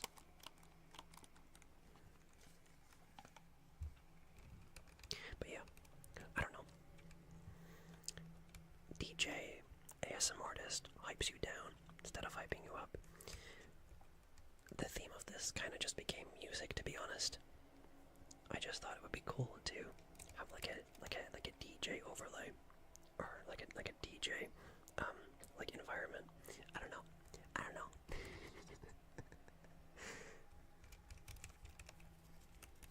But it was what it was, and it is. So it is.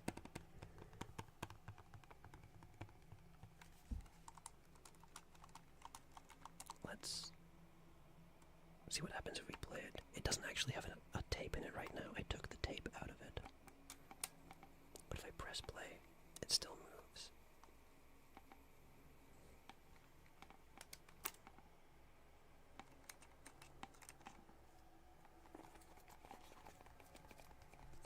Okay.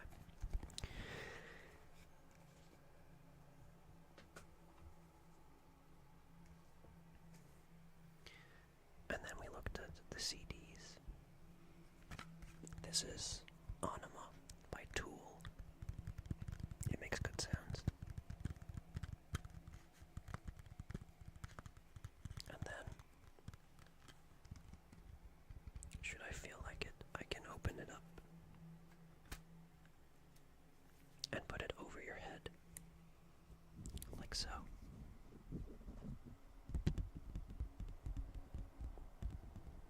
You got a CD on your head. It's a statement.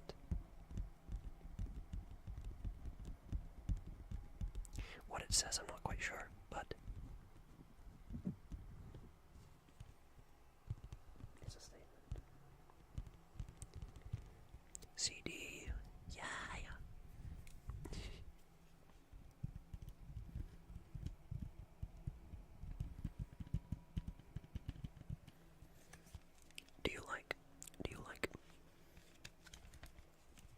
Do you like physical media? Do you like physical media? Like stone tablets? Like stone tablets and freaking vinyls? I don't have any vinyls, but I do have a lot of CDs. CDs right here. They are numerous. They are numerous and spherical. Wait, no. Wrong shape. Discular. Cylindrical? Technically cylindrical, I think. Circular. Oh, that's the word. That's the word I was looking for. My hair too fluffy. Oh my gosh.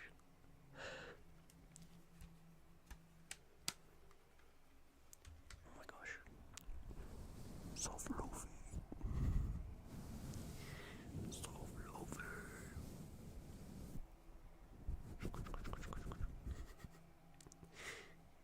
I have more CDs than vinyls. Oh wow.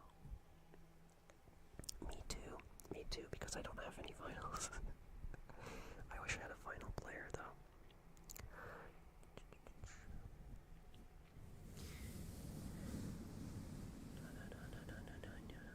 Okay. Do you have any trigger requests before I say goodnight? Before we say goodnight here, does anyone have any trigger requests?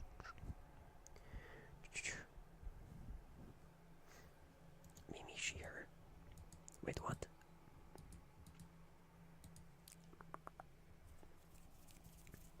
Oh, okay. Mimi, he, him. Mimi, he, him. I am dude. I am dude. I am he, him. Yeah. You are she, her. You are Hershey's. You are Hershey's chocolate bar. Wait, Mimi DJ. Mimi DJ. Sorry, that was dumb. That was stupid.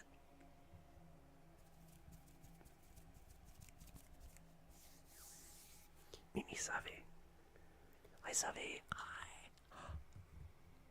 Oh Christ, why did that make that noise? Oh wait, it's fine, I turned desktop audio off. Hi Savvy. Hi. How you doing? I forgot I had arms. Hi.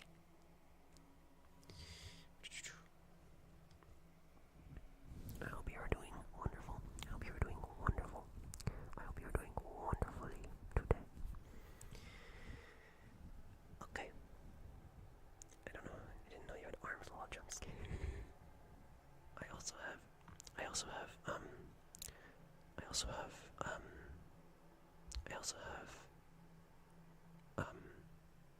also have a crystal ball. I can read, yesterday's news in my crystal ball. I can also read tomorrow's news, but only after a wait period of 24 hours. To be completely honest, this thing isn't very good. I need to get a refund on it. To be honest. To be completely honest. I think I added a 8-ball. I think I added a 8-ball command to chat. But I've not tested it yet, so it might not work. You should be able to type like exclamation point 8-ball and then ask it a question, and it should answer you.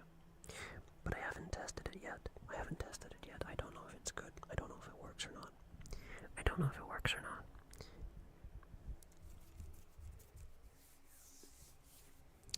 Okay.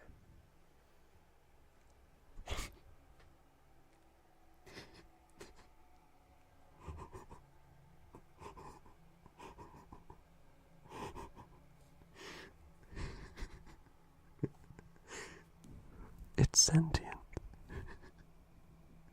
Oh Christ, it's sentient. It's woken up. It's alive.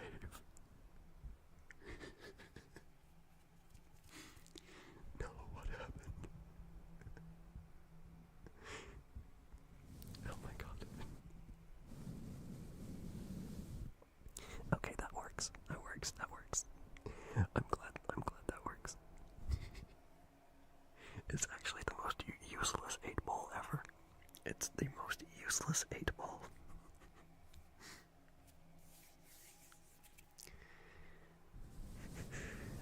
Okay.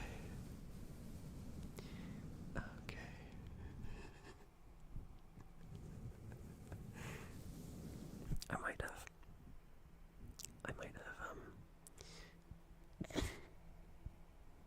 might have scared my 8-ball. I think I broke my 8-ball a little bit.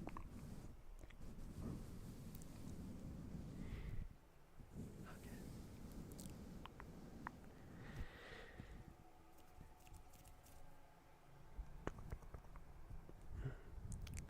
What's a good trigger word I can end with? I like eggnog. Eggnog's good. Eggnog. Do you like eggnog? I feel like eggnog's a good trigger word. Eggnog. Eggnog is a little bit out of season. But I like how it sounds. Ever had a cojito? Is that cojito or coquito? I don't know how to pronounce it. I've never had one, no. But I've heard about them. Someone told me about them before. Coquito eggnog. Coquito. That's a good trigger word as well. I like the percussive ones, like with the C's in them. Coquito. I know how to make favorite ones. Coquito. Let me look up a coquito. Oh my god, I was looking up Franz Brötchen earlier. It's like a German croissant apparently.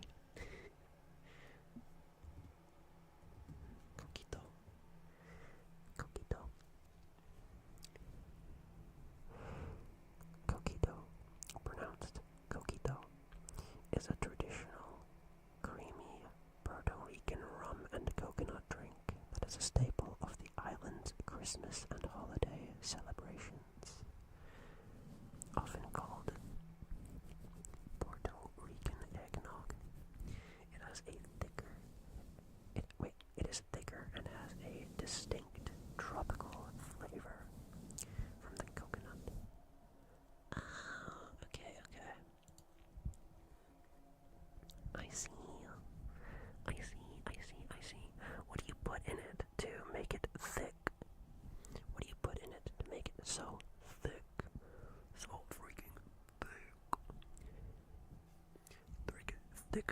bowl of coquito.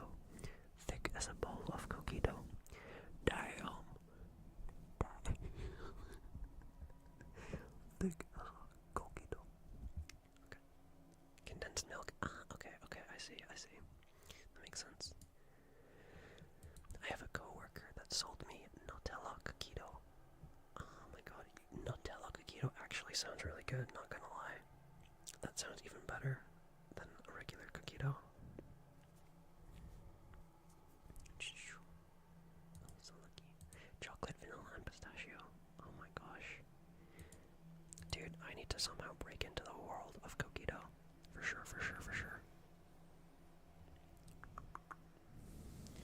I didn't even know you could condense coconut milk.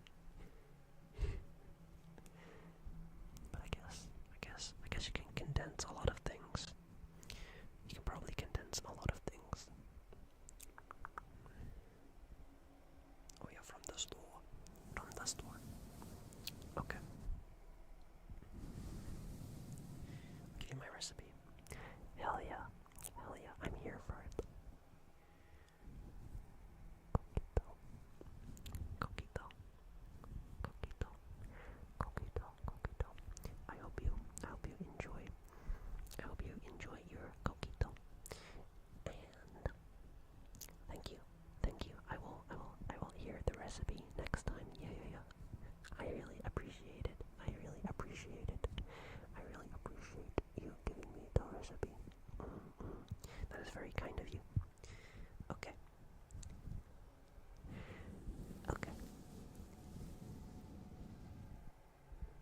Me Seville. Me December. Me December. Me DJ. Me do. Me. I don't know what me do. I don't know. Okay. But yeah, I'll be here for the recipe next time. Yeah. I'll be here for the recipe next time.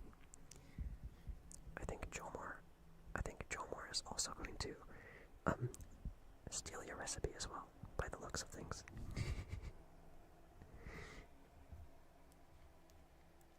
Wonderful. Okay. I'm gonna go now. I'm gonna go to sleep now.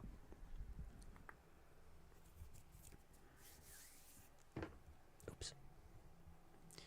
From Puerto Rico with love. Hell yeah. What is the capital of Puerto Rico? I gotta look that up. I need to learn my South American capitals. Wait, is Puerto Rico South American or Central American? I don't even know.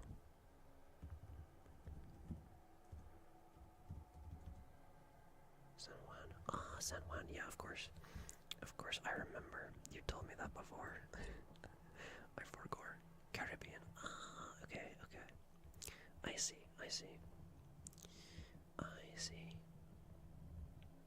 and yes. Yeah. I see. I'm really bad with geography. I'm really bad at geography. Yeah. I used to think that Jamaica was like... until like a year ago, I straight up thought Jamaica was, like, in the continent of Africa. I didn't even know it was in the Caribbean. So, that is the extent of my geography knowledge. But yeah,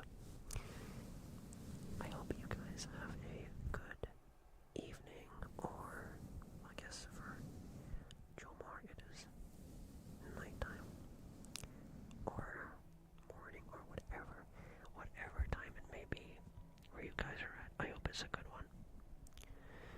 And I hope to see you next time.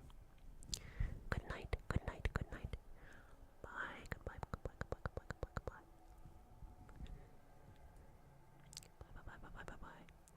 I'm not gonna put up the end screen. I'm just gonna end the stream here because I still need to make a end screen specifically for ASMR that doesn't like put music on.